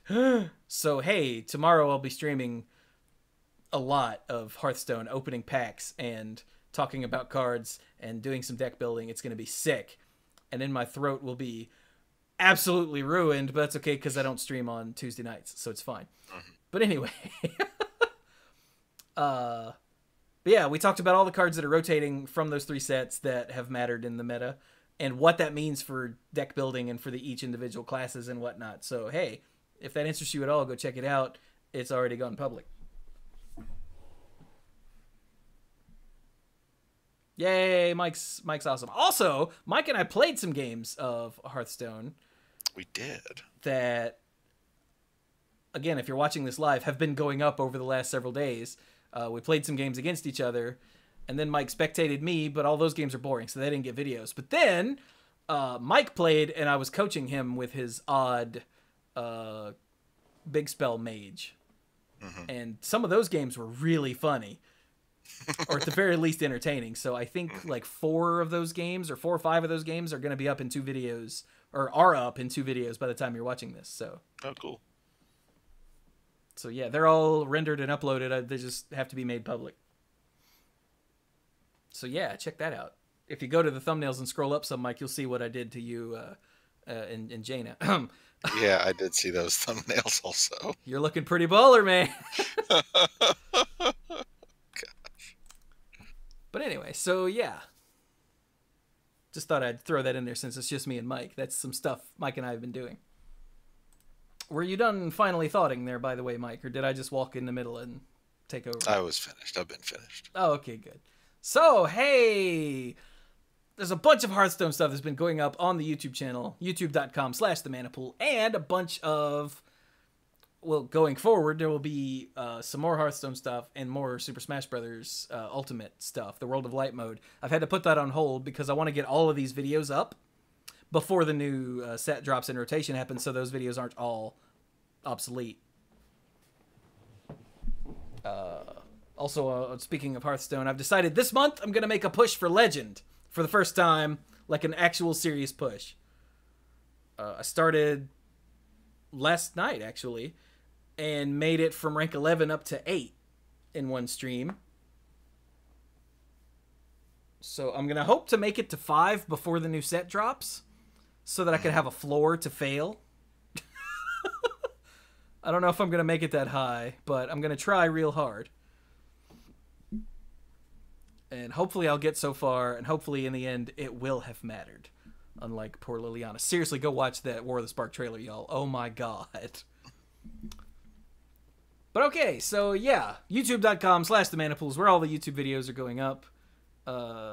Including the video of this, where I have all the cards up on screen that we're talking about, so you can see them. That makes it a lot easier. And we stream. Usually we stream the podcast. Obviously we couldn't stream this because we had preview cards, but we stream Monday Night Magic, we stream the Mana Pool, and I do all of the other streams, on twitch.tv/themanapool. You should totally go check those out. Monday Night Magic happens on Monday nights, somewhere between 8:30 and 9:30, depending on how late Clues is and how much stuff we have to get through at the beginning before we can actually start. And the Mana Pool is Thursday nights. It's hopefully between 8 and 8:30 we get started, that stream. again, depending on how late Brian is and how much crap we have to get through. Mm-hmm. So totally come hang out. You can interact with us live and tell us when we miss things.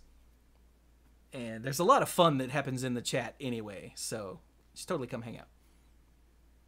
Also, you can join the Manipool Discord server. I have had so much fun the last few days in the Manipool Discord server. I mean, I have fun in there every day, but like the last few days with all of the Hearthstone previews and all of the Magic previews, people have just been having lots of bizarre conversation. I woke up this morning to a conversation about Arlen Cord and the elf guy with Voja. What's his name? Dang it, now I don't remember. Hang on, I'll find it. I won't find it because it was previewed today, so it's not in the freaking card image gallery yet. Oh god, what's his name? Mike, why are we dumb? Wait. Rules text, Voja. Search. Tolsimir Wolfblood. There we go. Oh my god. We should have known that. Yeah, right? But yeah, I woke up this morning to a conversation about Tolsimir Wolfblood and Arlen Cord are both in the same set, so they're totally going to hook up, right? And I was like, huh. There was also a discussion about the card roll-in version and Sphinxes being jerks and goblins being philosophers, and it's just really fun. I actually tweeted screenshots of that because it made me laugh so hard. So yeah, you should totally come join the Manipool Discord server if you have Discord. It's well worth it because we have entirely too much fun. Now, if you want to help support what we do here with 2 podcasts a week and 1 YouTube video per day minimum, on podcast days you get the podcast video and an additional video. Yeah. I forgot what I was saying. Oh, yeah. And 3 to 4 non-podcast streams a week. That's a whole lot, and it's all a one-man show. All of the actual, like, obviously I have co-hosts for the podcasting, but all of the everything else is me. All the editing, all the rendering, all the uploading, all the streaming, all the YouTube videos. It's all me. And it takes a lot of work and a lot of time. So, hey, if you want to help support that, then you can totally go to patreon.com/themanapool to become a lifeguard and help me keep the lights on and keep producing ridiculous amounts of content all for you to enjoy. Hopefully you enjoy it. By the way, thanks especially to Pinball Witch and to Murky Merc for their comments on last week's episode. Good job. But our lifeguards, there's 4 tiers of lifeguards. The pool noodles, hey, thanks. The uncommon lifeguards get early access to YouTube videos and to Manipool episodes. Except for this one, obviously, because previews. We can't show you early. I'm sorry. Wish we could. The rare lifeguards get the early access and the odds and ends, all the stuff recorded before and after both Monday Night Magic and the Manipool. It's behind-the-scenes nonsense of us just talking about setting up the show or stalling, talking with Sam until Mike showed up. This show, for instance. Clues swearing. It's awesome. And if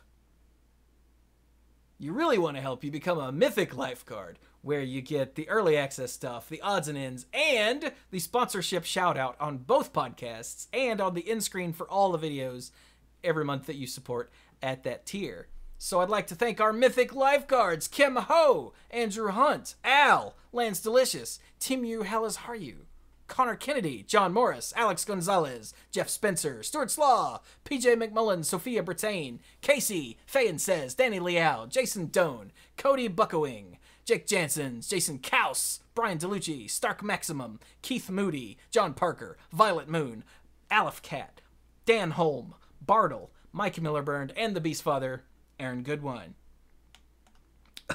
Thank you all so very much for your support. I quite literally could not do it without you.